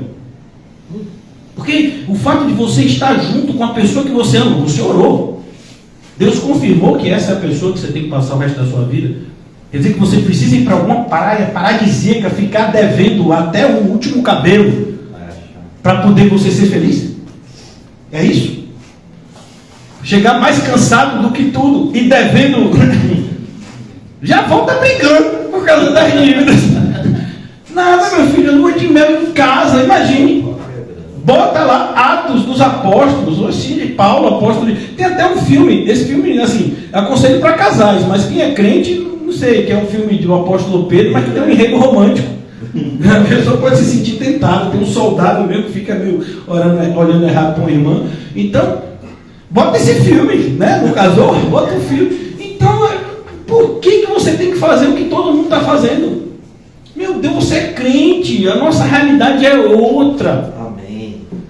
Mas não, fica os crentes querendo ter lua de mel em Paris. Rapaz, e orando, viu? Jejuando. E o jantar tem que ser naquele restaurante caríssimo que fica no cume da torre e que para você agendar lá, eu não sei quanto, mesmo tem dinheiro, viu? Não sei quanto tempo de antecedência. Não. A gente não precisa de nada disso, né? A gente chega ali no Alto das Pombas, pega uma pizza, daquela que tem mais massa do que tudo, né? E a gente fica feliz, aleluia, né? Ou então o irmão Paulinho prepara uma feijoada e a gente celebra, né? Cuidado, irmãos, a nossa alegria, se ela está em Cristo, a gente não vai precisar desses subterfúgios do mundo. Entende, irmãos, como tudo que o mundo oferece para nós, por mais que aos nossos olhos se apresentem como coisas grandiosas, são bolotas. São as lentilhas que fizeram com que Esaú vendesse a sua primogenitura. Então não, O que a gente tem é muito melhor, irmãos. Glória a Deus. O que nós temos em Cristo é muito melhor. Por isso não devemos jamais nos permitir sermos seduzidos por qualquer que seja, né, dos produtos que a feira das vaidades do mundo nos ofereça, como diria John Bunyan. Então nessa parte final aqui, né, que eu não passar do horário, quanto ao mais, aqui já as saudações finais do apóstolo Paulo, mas nas saudações finais nós ainda vamos contar uma série de ensinamentos, como não poderia ser diferente. Quanto ao mais, irmãos, a Deus. A Deus aqui, Paulo não está dizendo a Deus, que a gente fala a Deus, parece que não vai ver a pessoa nunca mais, né? Não, a Deus aqui é no sentido de se despedir, até porque Paulo estava indo para lá e se encontrar com eles, né? Então é no sentido de se despedir dos irmãos, como se a gente dissesse, né, até breve, daqui a pouco te vejo. E ele vai repetir o mesmo verbo que eu já expliquei para vocês lá em cima o significado. Aperfeiçoai-vos. Aperfeiçoai-vos. Então, quebre a perna, engesse, costure a rede, dê uma olhadinha aí nas coisas. Também esse verbo poderia ser usado para o exército que se prepara para a batalha, no sentido de se preparar para a batalha, como se preparar a rede para se pescar. Então, aperfeiçoai-vos, a ideia é tornar melhor, tornar mais forte. Por quê? Porque é necessário isso. Nós precisamos nos fortalecer. Por quê? Porque a luta é grande. A batalha, ela nos alcança muitas vezes em momentos inesperados. Eu não sei se isso acontece só comigo, mas as coisas mais difíceis que eu enfrentei na minha vida como cristão, eu jamais imaginei que elas fossem acontecer no momento que aconteceram. Algumas eu imaginei que nunca iriam acontecer, mas outras eu não imaginei que aconteceriam naquele momento que aconteceu. Então, normalmente a gente não espera, não há nenhum tipo de aviso, e Deus não é obrigado a nos avisar de antemão. O próprio Paulo vai dizer, o Senhor me avisa que vai ter problema, mas não diz quais. Por exemplo, o apóstolo Paulo sabia que iam assassinar ele? Que queriam assassinar ele? Não, mas Deus permitiu que o sobrinho dele, passando na porta, ouvisse a reunião daqueles homens. E ele foi lá e falou para Paulo. Paulo mandou ele falar com o capitão, que depois, né, protegeu Paulo, mandou chamar guardas extras e tal. Então, a ideia é que a gente não sabe o que a gente vai enfrentar. Hoje ainda, talvez. Vira essa boca para lá. Hoje ainda, talvez. Então, a gente não sabe o que a gente vai enfrentar amanhã. Não sabe. Não sabe. Então a gente tem que estar preparado para tudo. Devemos estar preparados. E a preparação é esse aperfeiçoamento. À medida que você é aperfeiçoado, você se torna agora preparado para situações que você deveria estar preparado para enfrentá-las.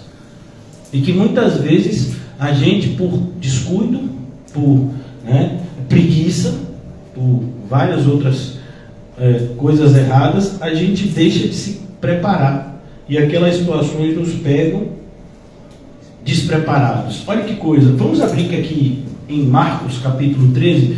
Nós abrimos recentemente em Mateus 24. É o sermão escatológico de Jesus. Mateus 24, Marcos 13 e Lucas 21, se eu não me engano. E cada um desses textos, eles se complementam, né? Porque são, como vocês já conhecem, os evangelhos sinóticos.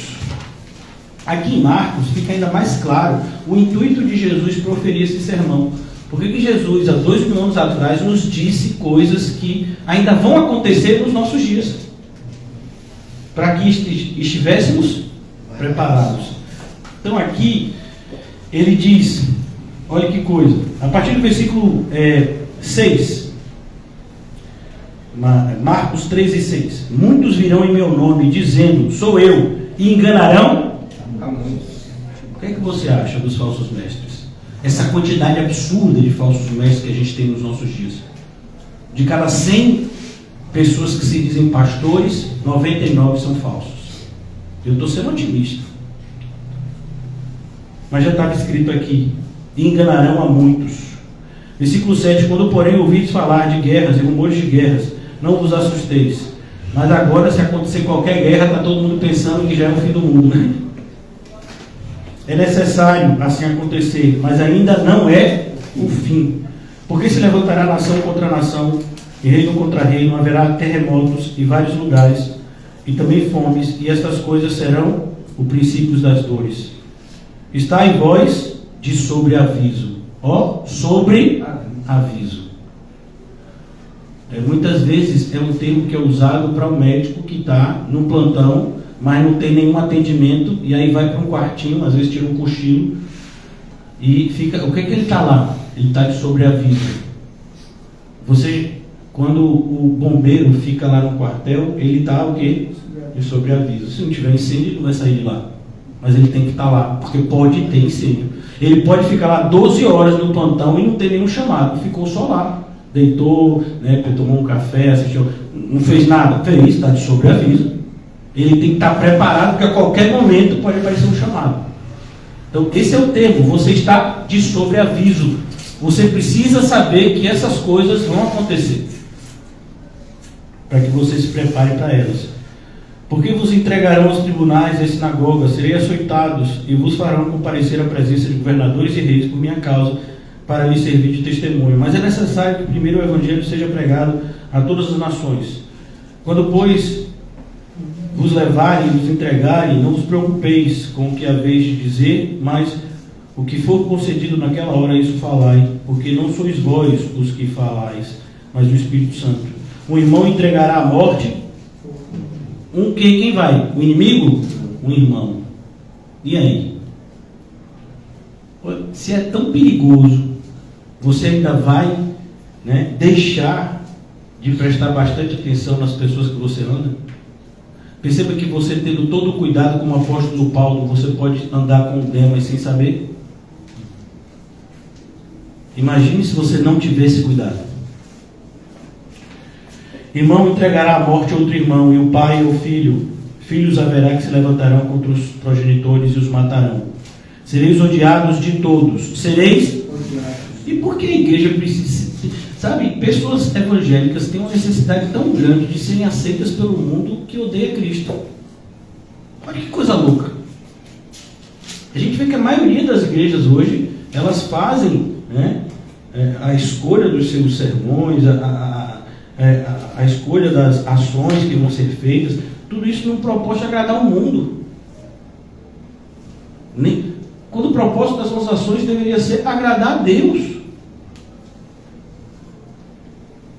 Sereis odiados de todos, por causa do meu nome. Aquele, porém, que perseverar até o fim, esse será salvo.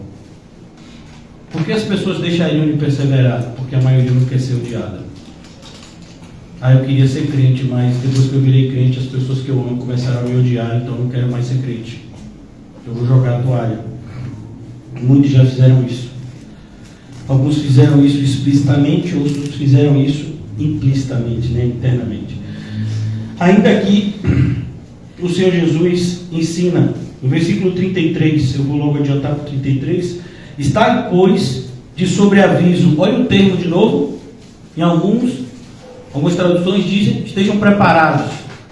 Está de sobreaviso, vigiai e orai, porque não sabeis quando será o tempo. A gente não sabe quando é que determinadas coisas acontecerão. Aqui no caso específico, Jesus está falando da sua volta, mas a gente pode aplicar isso em qualquer coisa na nossa vida. A gente não sabe quando a gente vai enfrentar o que a gente tem que enfrentar. Por isso a gente tem que estar preparado a todo instante. É como um homem que, ausentando-se do país, deixa a sua casa, dá autoridade aos seus servos, a cada um a sua obrigação, e ao porteiro ordena que vigie. Vigiai, pois, porque não sabeis quando virá o dono da casa, se à tarde, se à meia-noite, se ao cantar do galo, se pela manhã, para que, vindo ele inesperadamente, não vos ache dormindo.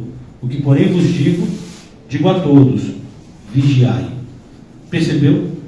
Como Jesus quer que estejamos alertas a todo tempo. Em outro momento, Jesus chega a dizer: vigiai e orai sem cessar. Então, a postura de determinadas pessoas que parece que estão totalmente alheias e despreocupadas com esse cenário tão adverso que é a vida do crente, é totalmente,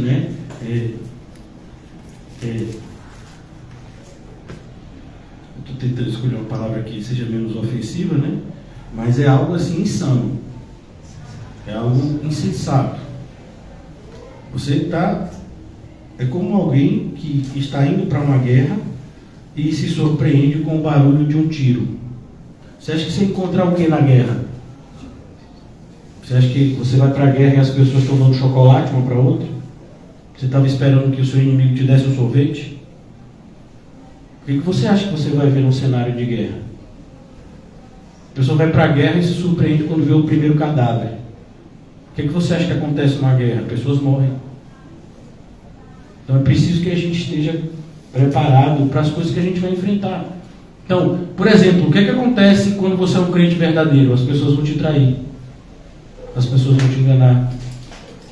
Pessoas que você pensava que eram próximas a você, na verdade, vão se apresentar como não tão próximas assim. Então, você tem que estar preparado para isso. Porque se você estando preparado já é difícil. Imagine se você não estiver. Então, aqui, vou concluir com vocês aqui, segundo Coríntios 13, os versículos finais. Quanto ao mais, irmãos, a Deus, aperfeiçoai-vos, consolai-vos. Por que, irmãos? Porque é difícil, a gente tem que estar preparado, mas não significa que não vai doer. Então a gente tem que consolar aqueles que precisam ser consolados. Então, e esse consolo tem que ser com muito cuidado. Por quê? Porque você tem que consolar da forma certa. Não pode consolar da forma errada, né? Consolai-vos, sede do mesmo parecer. Nesse momento de guerra, irmãos, mais do que nunca, a gente precisa entender que a unidade é essencial. Você imagina que você está num combate e cada pessoa parte numa direção e deixa você sozinho. Não é assim que funciona. A gente tem que estar junto. A gente precisa estar junto, sede do mesmo parecer. Vivei em paz. Vivei. A ideia aqui é a mesma que Paulo já havia trabalhado antes. Se eu não me engano, na carta aos Romanos, quando depender de vós, tende paz com todos. A ideia de viver em paz não significa que a gente não está nessa batalha, não significa que a gente não está lutando em defesa do Evangelho, como está escrito em Filipenses, mas a ideia de viver em paz é pare de criar problema que pode ser evitado, ou mais ainda, pare de criar problema onde não tem problema. A pessoa não lhe fez nada e você está me olhando feio. Oh, meu Deus do céu, é a cara da pessoa. Deixa a pessoa em paz, a pessoa não lhe disse nada. A pessoa não fez nada com você e você já está criando coisa na sua cabeça. Fulano me odeia. Ele te disse isso? Não, mas eu sinto. Ai, você sente que a pessoa te odeia? Como é que sente que alguém te odeia? Eu não sei. Né? Eu sinto. Será que há alguma vibração no ar? E aí, não tem essas coisas. Então não pare de criar problema onde não existe. Né? A pessoa te pediu perdão, mas não foi sincero. Rapaz, ela lhe pediu perdão. Dizer a sinceridade ou não é com Deus, não é mais com você. Se a pessoa vier até você e te pedir perdão, o que a Bíblia diz? Perdoa. E se fizer isso 7 vezes no dia, perdoa. Mas não foi sincero. Na primeira e na segunda vez eu até perdoei. Já é a terceira. Meu filho, pode ser 70 vezes 7. Num dia. E você tem que perdoar. Então pare de criar problema. Já tem os problemas que vão vir. Aceite-os. Lute contra esses. Mas não crie mais. Perceba que muitos dos problemas estão só na nossa cabeça. E a gente poderia viver uma vida com menos preocupação se a gente não criasse esses problemas desnecessários que estão na nossa mente. Eu estava conversando com os irmãos antes da gente começar o culto, para aqueles que chegaram depois não ouviram, como muitas vezes a gente ouve essa expressão, isso gerou um trauma em mim. Eu tenho uma restrição muito grande com essa ideia em relação à vida do crente, porque crente não vive debaixo de traumas. Se eu aprendi que todas as coisas cooperam para o bem na minha vida, até as coisas ruins cooperam para o bem. Então eu dei o exemplo de uma que eu passei, até porque não vou falar da vida dos outros, né? Então, quando, no primeiro momento, acho que foi a primeira vez na minha vida que eu acordei com uma pessoa, com duas pessoas apontando uma pistola para a minha cabeça, né? E gritando comigo. E eu estava dormindo, e gritando comigo. Aquilo me deixou 2, 3, 4 dias, uma semana, né? Meio assustado. Mas depois, agora se a pessoa entrar com um revólver na minha cabeça, eu já sei como é. Já não vai assustar como da primeira vez. E agora vai ser a segunda. Ah, você não ficou traumatizado? Eu não. Eu fiquei assustado nos primeiros dias, mas eu sei que isso faz parte da vida. E mais ainda, se eu sou crente, eu sei que isso cooperou para o meu bem. Então isso não pode me traumatizar, porque isso cooperou para o meu bem. Ah, pastor, mas os psicólogos dizem, pois é, eu estou nem aí para os psicólogos. Inclusive você também deveria nem estar nem aí para eles. Até porque a base, né, da ciência deles é contrária às verdades da Bíblia. Então, só por isso já deveria ser um alerta imenso para a grande maioria. Então, não temos traumas. Nós temos eventos adversos que nos tornam mais íntimos de Cristo. E a expressão aqui, aperfeiçoados, por meio dessas adversidades. Então, cuidado com essa forma do mundo ver as coisas e tentar incutir em você. Você pode ter passado por situações extremamente ruins na sua infância, mas isso não significa que elas têm que te traumatizar. Pelo contrário, olhe para essas situações da forma como você deve olhar. Momentos difíceis da sua vida, onde Cristo esteve ao seu lado. Como assim Cristo esteve ao meu lado? Ele permitiu eu passar por isso? Permitiu, não só você passar por isso, mas isso contribui para o seu bem. Você está vivo. Você está sendo evangelizado, você está sendo ensinado no caminho do Senhor. E pode ter certeza que tudo que aconteceu na sua vida foi o que te trouxe até aqui hoje. Você jamais seria a pessoa que você é hoje como cristão se não tivesse vivenciado as coisas que você vivenciou no passado. Então, não se vitimize, porque no mundo não tem vítimas, só tem vilões. E toda vez que a gente quer tomar esse lugar de vítima, esse lugar não é nosso, irmão. Policial bom e policial mau. Não, só tem mal. Pessoas boas e pessoas más. Só tem mal. Todos não pecaram e destituídos estão da glória de Deus? Por favor. Então, quando a gente lê esse tipo de coisa, tenha cuidado, porque muitas vezes você vai ver crentes que não são do mesmo parecer. Cristo vai remover esse trauma do seu coração. E precisa? Quer dizer que a palavra de Deus não foi suficiente? Não, é a fé de Deus que restauram qualquer tipo de machucado que a gente tenha no corpo ou na alma. Viver em paz, e o Deus de amor e de paz será ou estará com vocês. O Deus de amor. Como é que você diz que ama um Deus de amor e você odeia os outros? Como é que você diz que tem um Deus de paz e vive procurando confusão com todo mundo? Por que Paulo fala nesses termos com os coríntios? A gente conhece a igreja de Coríntios. Era uma igreja que estava faltando amor e que estava faltando paz. E isso não pode faltar na vida de crentes. Paz e amor. Versículo 12. A evidência de que de fato somos restaurados. Porque são filhos do mesmo pai, ou filhos da mesma mãe, ou filhos do mesmo pai e da mesma mãe. Então, irmãos iguais.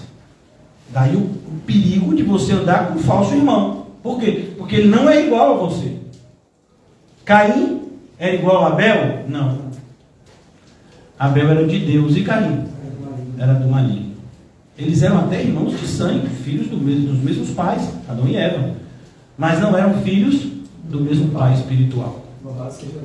Então, é isso que Paulo está dizendo. Saudai-vos uns aos outros em amor. A ideia também aqui, irmãos, implícita no texto é: nós devemos estreitar os nossos laços e não nos distanciar uns dos outros. Então, devemos ter muito cuidado, porque, irmãos, olhe, eu hoje, né, moro com meus pais e no mesmo quarto que eu fico, minhas filhas ficam comigo. Então, não tenho privacidade nenhuma.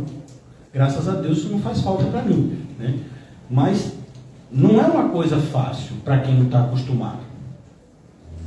E como cristão, a gente muitas vezes vai se sentir assim, sem privacidade. Por quê? Porque o seu irmão foi autorizado por Deus a se prometer na sua vida. Se você estiver fazendo algo errado, ele vai desbrilhotar e ele vai dizer: ô, você está fazendo algo errado. E ele está fazendo isso para o seu mal? Não, está fazendo para o seu bem. Que bom que a gente tem irmãos enxeridos. Porque um irmão enxerido pode fazer tanto bem na sua vida, você nem imagina. Pode evitar você tantas dores de cabeça que você nem imagina. Então, cuidado quando você desvaloriza aqueles que você deveria valorizar. Porque você acha que a maioria das pessoas não fala dos seus defeitos, porque elas não estão nem aí para você. Exortar dá trabalho. Eu vou ter que me preocupar com você para poder falar de você. Eu vou ter que gastar tempo na minha vida olhando a sua vida para poder falar de você. Por quê? Porque o cristão tem responsabilidade com o que fala e com o que faz. Eu não vou estar falando de você o que eu penso. Eu não vou estar falando de você o que eu acho. Não, eu tenho que ver, eu tenho que saber. Então eu vou falar para o seu bem. Ainda tem que ser motivado pelo bem. Isso dá trabalho, isso demora, você tem que gastar tempo nisso. E as pessoas são egoístas, egocêntricas. Elas não vão fazer isso. Por isso que elas preferem esse, né, slogan de cada um deixar o outro no seu quadrado. Então, a sua vida é sua. Eu respeito. Não, você não respeita, não. Você não se importa. Porque se você se importasse, você sabia que a vida dele está ligada à sua. E que se ele fizer escolhas ruins, isso pode prejudicar você também. Nós não somos um só corpo. Então, quando eu como, a comida normalmente entra na minha boca. Algumas vezes ela tenta entrar pelo nariz, mas ela entra pela minha boca. E significa que se eu comer algo ruim, é só a minha boca que sente? Não, é o corpo todo. Então, cuidado. A gente deveria estar vivendo esse tipo de vida, saudando uns aos outros, com o ósculo santo. A ideia aqui é essa demonstração de afeto sincero, que é cada vez maior. Versículo, não vou falar mais, até porque isso é visível em vocês. Aleluia! Pastor, o senhor está chamando a gente de enxeridos? Não, de crentes. Parem com isso, por favor. Não coloquem palavras que eu não falei. Todos os santos vos saúdam, mostrando que a unidade, ela é tão espiritual quanto física. Então, mesmo que, imagine que algum irmão aqui seja designado por Deus a uma missão na África, na Ásia, outros de repente pode ter uma missão na França, aleluia, né? Então, você significa que se você for fazer a missão, pregar o evangelho em outro lugar, a gente não está com você e você não está com a gente? Claro que estamos juntos, somos um só corpo. Então ele diz: todos os santos vos saúdo, mas todos os santos. Todos os santos. Percebeu como as nossas escolhas devem ser feitas? Você já percebeu como quando a gente tem uma companhia que é crente demais? Eu estou usando isso de propósito, porque ninguém é crente demais. Mas às vezes a gente imagina que fulano é muito crente, exageradamente crente. Às vezes a gente se sente desconfortável. Por quê? Porque às vezes a gente não tem a mesma liberdade de um irmão que não é tão crente para falar e fazer determinadas coisas. E é ruim ter um irmão crente, muito crente. Para alguns a ponto de não querer a companhia desses. Não se sentem à vontade com o cristianismo. Isso deveria ser proteção, irmãos. Você deveria se sentir protegido. Ou não, se eu fizer algo, eu sei que meu irmão ali, ele vai falar se vê algo que não está certo na minha vida. Então, muitas vezes as pessoas se distanciam daqueles que deveriam mais se aproximar. E se aproximam daqueles que deveriam se distanciar. Porque, irmãos, nós não escolhemos as nossas companhias por afabilidade. Porque senão a gente vai andar com os bajuladores. Nós escolhemos as nossas companhias por fidelidade a Cristo. Então, se os nossos irmãos forem fiéis a Cristo, eles serão bons irmãos. Mas se uma pessoa não é fiel a Cristo, pode ser a pessoa mais agradável para você, não se engane, não é seu amigo. Não é que não é seu irmão, não é nem seu amigo. Você até pode ver essa pessoa como amigo, mas ele não é seu amigo. Cuidado.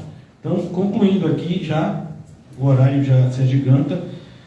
A graça do Senhor Jesus Cristo, o amor de Deus e a comunhão do Espírito Santo sejam com todos vós. Vocês estão familiarizados, né? É o que a gente chamaria na igreja, né, ao decorrer desses anos, esse texto ficou extremamente conhecido como a bênção apostólica. Não nessa ordem, se você perceber, a ordem que é mais falada é primeiro o amor de Deus, depois a gente fala, né, da comunhão com o Espírito Santo, da graça do nosso Senhor Jesus Cristo, mas primeiro vem o amor de Deus quando a gente fala da bênção apostólica. E a ideia aqui não é que Paulo está dando mais ênfase a Cristo do que a Deus, não. Preste atenção, Paulo está falando da graça. Então, aqui não há uma hierarquia. Muitas vezes a gente fala do amor de Deus por uma questão de organização, né? Deus Pai. Mas eles estão no mesmo patamar uns dos outros. A graça do Senhor Jesus Cristo. E aqui a gente vê claramente a Trindade. Como a Trindade, ela participa ativamente no processo de salvação e santificação de todos os crentes. A graça do Senhor Jesus Cristo. Todas as coisas só acontecem na sua vida pela graça. Entenda uma coisa, Deus não te amou depois que você creu em Cristo. Ele te amou e por isso Ele te deu fé para que você pudesse crer no Filho. Então, infelizmente, a maneira como alguns pensam o Evangelho está extremamente equivocada. A graça do Senhor Jesus Cristo. Paulo já havia falado dessa graça na carta. Por exemplo, ele disse: a graça me basta, porque o poder se aperfeiçoa na fraqueza. E o amor de Deus? O amor de Deus já foi nos ensinado por tudo que o apóstolo Paulo disse acerca do amor, por exemplo, em 1 Coríntios 13. O amor de Deus. Vimos também o amor de Deus quando o apóstolo Paulo fala da salvação. Como a salvação é porque Deus ama, então Ele salva um povo. O amor de Deus, irmãos. Cuidado, é tão comum e por isso tão triste ouvir esse tipo de expressão. Alguns vêm pela dor e outros pelo amor. Meu irmão, por favor, né? Você não faz parte de uma igreja herética, por favor, melhore o seu vocabulário, fale de forma correta. Não, ninguém nem vem pela dor, nem vem pelo amor. Nós somos atraídos unicamente pelo amor de Deus, que nos elegeu desde antes da fundação do mundo. Então, não, você não veio porque você ama a Deus. Você não veio porque você sentiu dor e buscou alívio em Deus. Não, a gente só veio a Deus porque Ele nos amou. E se nós amamos, é porque Ele nos amou primeiro. Então, não é o seu amor que dá causa ao amor de Deus. Pelo contrário, nosso amor é um reflexo bem fraquinho do gigante amor de Deus. Paulo chega a dizer que o amor de Cristo o constrangia. Paulo vai dizer que a gente deveria buscar conhecer o amor de Deus que excede o conhecimento. É como, por exemplo, irmãos, às vezes você vai nadar no mar. Você consegue nadar todo o mar? Você consegue dar a volta no mundo? Mas o mar, a água salgada do mar daqui, que a gente chama, né, de Oceano Atlântico. Pois é, eu tive lá na Nova Zelândia, como os irmãos sabem, já tive também na América do Sul, mas na América do Norte há mais tempo, e posso te garantir que o mar é mar. A água é o mesmo gosto. É mais frio, bem mais frio lá, mas é a mesma água. Então, é a mesma coisa, o amor de Deus é muito grande, mas é o amor de Deus. É o mesmo amor. Por isso que vale a pena a gente buscar esse amor. Por mais que ele seja muito maior do que a gente possa imaginar. Toda vez que a gente dimensiona o amor de Deus, a gente está errado. Ele é muito maior. Não tem palavras. Por isso que, às vezes a gente não tem noção porque que João fala como fala. nesse texto tão, nesse versículo tão conhecido por alguns, né? Pelo menos de ouvir falar. E Deus amou o mundo de tal maneira. Por que ele falou de tal maneira? Porque ele diz assim, e Deus amou demais o mundo, amou, né, imensuravelmente o mundo. A ideia é que o amor de Deus é alienígena. Aquela expressão no original significa como se fosse de outro planeta. Mas não de outro planeta como se fosse um OVNI, ET, minha casa, não. A ideia de outro planeta é algo totalmente além do que a gente poderia imaginar. Por quê? Porque a gente nunca esteve lá para falar de lá. Então eu não sei como é o amor de Deus. Eu sei aquilo que Ele revelou a mim desse amor. E que já é algo grandioso demais para eu conhecer, imagine. Então, é isso que Paulo tenta mostrar aqui para a gente, e a gente acompanha em toda a Bíblia e vê essa expressão, né, esse ensinamento sobre o amor de Deus. E o amor de Deus, e aqui finalmente ele diz, e a comunhão do Espírito Santo. Do Espírito Santo. A palavra comunhão é uma palavra, né, formada por duas palavras, comum e união. Então, você une coisas que são comuns. E a ideia do Espírito Santo, ter comunhão com o Espírito Santo, significa que o Espírito Santo é a parte de Deus que reside em nós. Lembram de Atos capítulo 2? Você creu e aí o dom, o presente de Deus nos alcança, que é o Espírito Santo de Deus morando na gente. O Espírito Santo de Deus é o Espírito de Cristo? É. O Espírito Santo de Deus aparece, por exemplo, lá em Apocalipse, e os 7 Espíritos de Deus. E Deus tem 7 Espíritos, eu pensei que era um só. E a ideia lá é de plenitude do Espírito Santo, por isso o número 7. Então aqui ele fala, e a comunhão do Espírito Santo. Nós temos comunhão com Deus por meio do próprio Deus que reside em nós. Lembra que eu falei com vocês ontem que uma das evidências da nossa salvação, né, é o Espírito testificando com o nosso Espírito que somos salvos? Pois é isso. O Espírito Santo testifica com o nosso Espírito que somos filhos de Deus. E isso só acontece quando nós temos comunhão. Comunhão do Espírito Santo. E ele diz aqui, né, sejam com todos vós. E por que esse finalzinho também é tão importante para nós? É que alguns se acham mais abençoados que outros. Mas não é, irmãos. Aqui sendo tudo igual. Deveríamos estar muito felizes com isso. Vivemos numa realidade onde parece que é ruim ser alguém comum. Parece que é ruim ser alguém simples. Não, a gente deveria se sentir extremamente feliz de ser um crente comum. Porque um crente comum é alguém extremamente extraordinário. É muito difícil encontrar um crente comum. E o que eu estou tentando dizer para vocês? Cuidado com esse desejo de você querer ser muito, porque isso é sinal de que a humildade passou longe. A gente deveria, né, sempre buscar fazer mais, buscar conhecer mais, buscar sempre mais de Deus na nossa vida, mas sempre com essa humildade de que, por mais que venhamos a fazer muito, sempre é pouco, diante de tanto que Deus nos deu. Então, por isso Paulo diz, sejam com todos vós. Não ache que o fato de você conhecer mais torna você melhor do que o irmão que conhece menos. Não, só torna você o quê? Mais responsável. Não ache que você que de repente tem mais vigor físico do que outros irmãos é melhor do que eles. Uma vez eu vi uma pessoa que diz, Deus é na minha vida, já tem uns 3 anos que eu não fico doente. Pois é, então você, né, deveria estar trabalhando demais, não fica doente. Eu fico.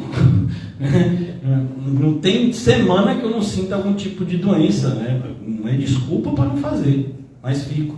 Agora imagine uma pessoa que nunca fica doente, é muito mais cobrada do que uma pessoa que tem constantes enfermidades.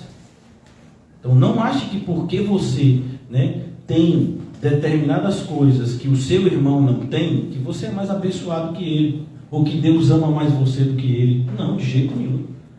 Se você é filho de Deus, Deus te vê de forma igual a todos os demais filhos. E se Ele te deu mais, você é mais responsável. Esse é o princípio. A quem mais é dado, mais lhe será exigido. Por isso esse princípio que Paulo ensina, seja com todos vós, isso que ele deseja para todos, porque essa ideia precisa crescer, principalmente na realidade de Coríntios. Lembram que uns se achavam mais especiais do que outros, e que a gente sabe que a nossa postura é comum.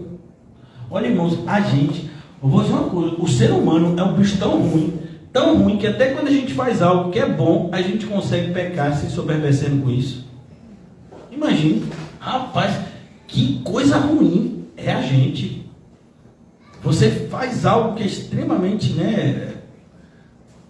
correto, e daqui a pouco você estraga tudo, ficando orgulhoso com isso, fazendo uma selfie. Isso é uma coisa que eu tenho, meio que ojeriza, é selfie.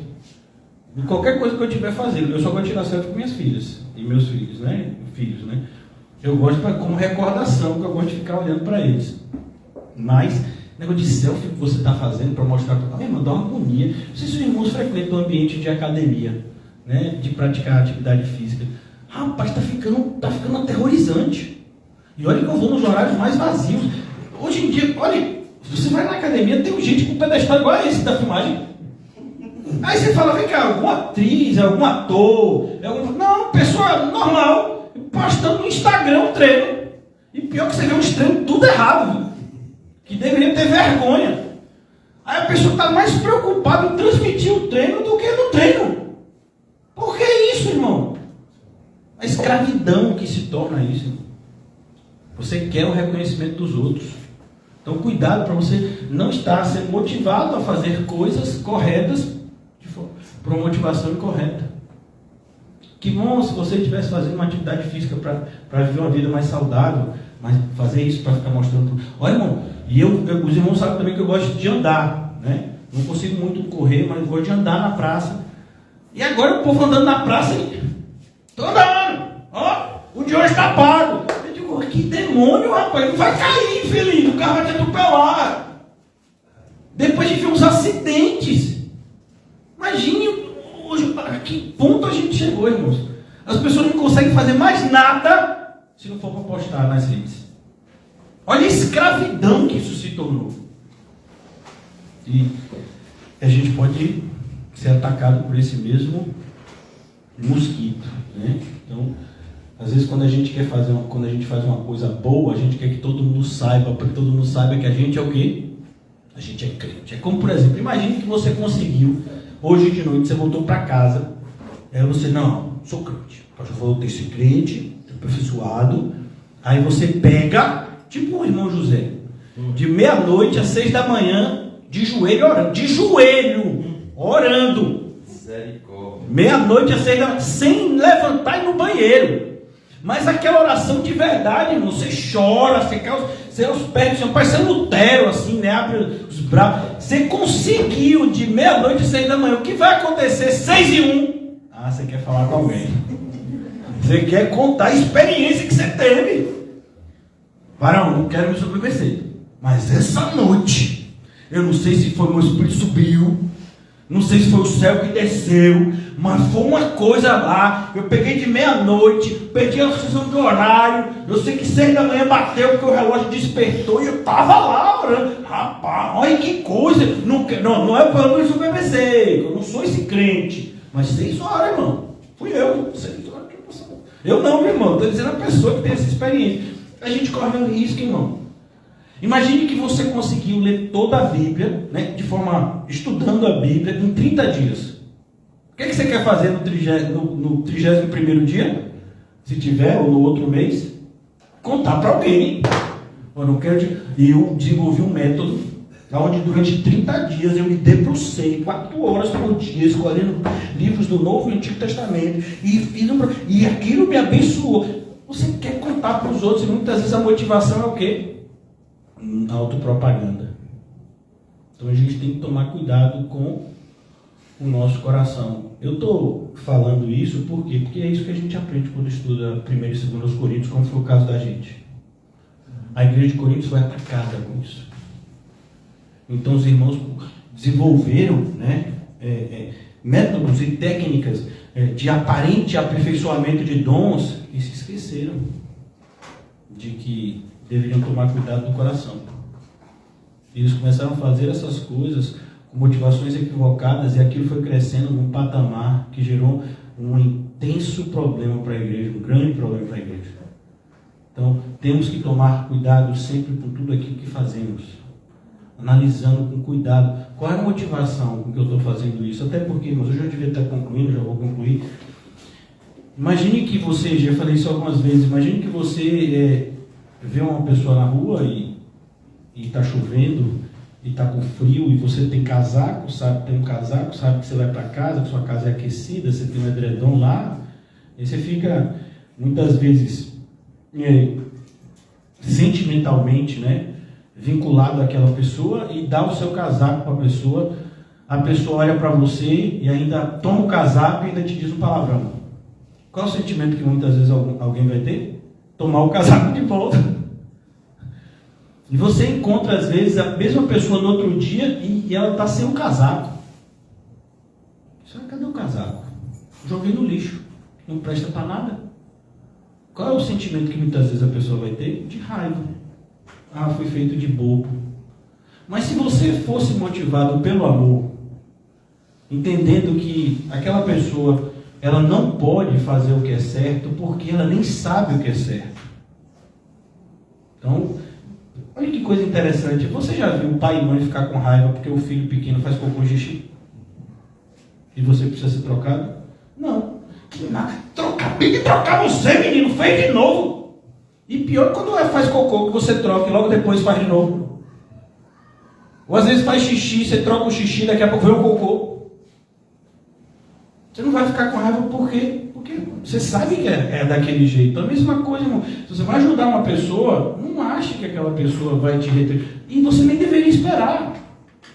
Então, nós criamos expectativas que não deveríamos criar. E quando essas expectativas não vêm a acontecer, a gente fica triste, a gente se revolta, a gente fica amargurado. E é por isso, porque a gente criou expectativas erradas. Então, quando a gente vai fazer alguma coisa, a gente tem que analisar a nossa motivação para que isso venha acontecer. Não, eu estou fazendo isso porque Deus mandou. Você fez isso porque Deus mandou. O que acontecer disso, você não vai ficar com nenhum tipo de receio, porque foi Deus que mandou. Então, que a gente tenha sempre esse cuidado diante do alerta que foi esse estudo de 1 e 2 Coríntios. Como a gente pode, muitas vezes, e a realidade de Coríntios, de certa medida, é muito parecida com a igreja de Filadélfia. Filadélfia não, com a igreja de Laodiceia. A igreja de Coríntios era uma igreja que se achava extremamente espiritual. E aí, na primeira carta, Paulo já começa no capítulo 3 dizendo: eu queria falar a vocês como a espirituais, mas não posso, porque vocês são carnais. Então, mas eles se achavam que mega espirituais, como a igreja de Laodiceia. Não preciso de nada, temos tudo, né? E o Senhor diz: não é assim a realidade de vocês. Então, tudo começa, irmãos, no coração. Lembra do que Jesus disse? Do coração procedem as saídas. Não é o que entra pela boca, é o que sai da boca, porque vem do coração. Então, tudo que a gente for fazer, tudo que a gente implementar, fazer, não fazer, a gente tem que sempre está analisando qual é a nossa real motivação naquilo. Se não for para a glória de Deus, não faça. Tem uma frase até de Spurgeon, eu não sei onde foi que eu coloquei, né, mas uma dessas mídias, que o que a gente não puder orar por aquilo, o que a gente não puder apresentar a Deus, a gente não deveria nem querer fazer. Mais ou menos essa ideia. Se você não pode fazer aquilo diante de Deus, então você não deveria fazer aquilo em momento algum. Então, essa é a motivação do cristão. Tudo que fazemos, fazemos para a glória de Deus. Então temos que sempre estar analisando: o que eu vou fazer aqui é para a glória de Deus? Eu estou evangelizando para a glória de Deus? Eu estou abrindo mão do meu direito para a glória de Deus? Pastor, e alguém pode abrir mão do direito sem ser para a glória de Deus? Claro que pode. Você pode dar todo o seu corpo para ser queimado. Você pode fazer uma série de coisas, irmãos, e não ser para a glória de Deus. Por exemplo, os romanos e muitas sociedades guerreiras antigas, as pessoas literalmente, a própria sociedade de Esparta, na Grécia, As pessoas queriam fazer as coisas para que os seus nomes ficassem na eternidade.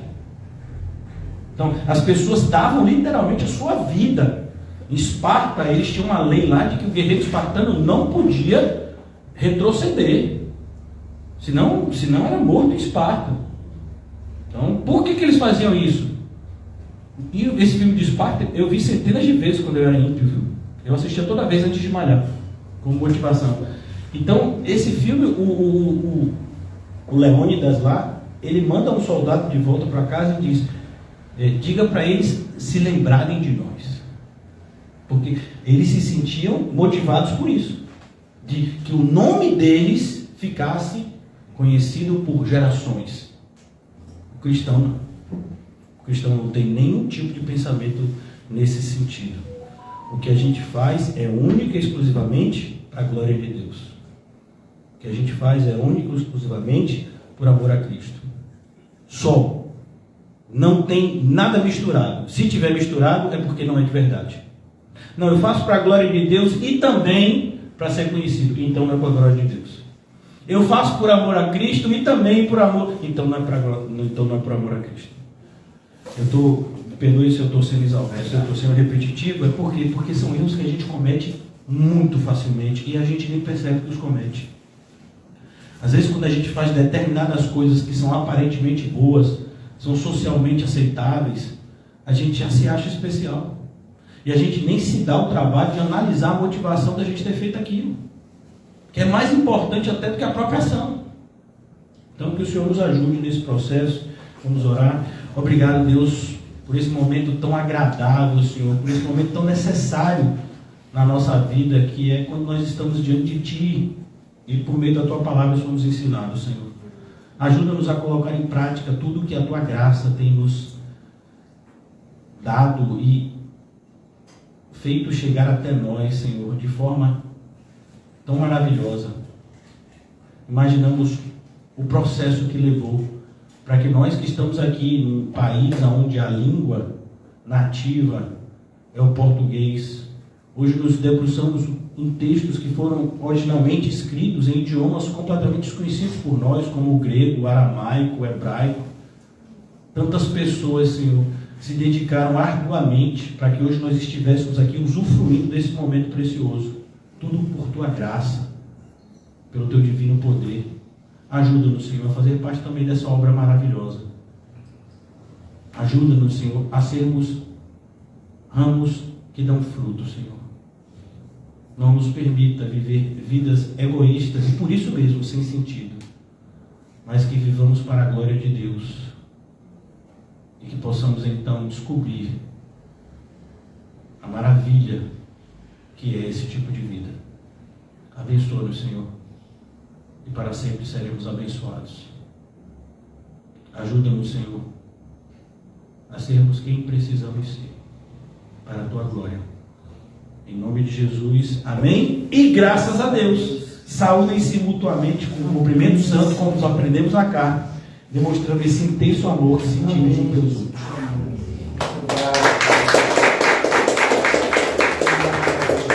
Aleluia, glória a Deus. Aleluia.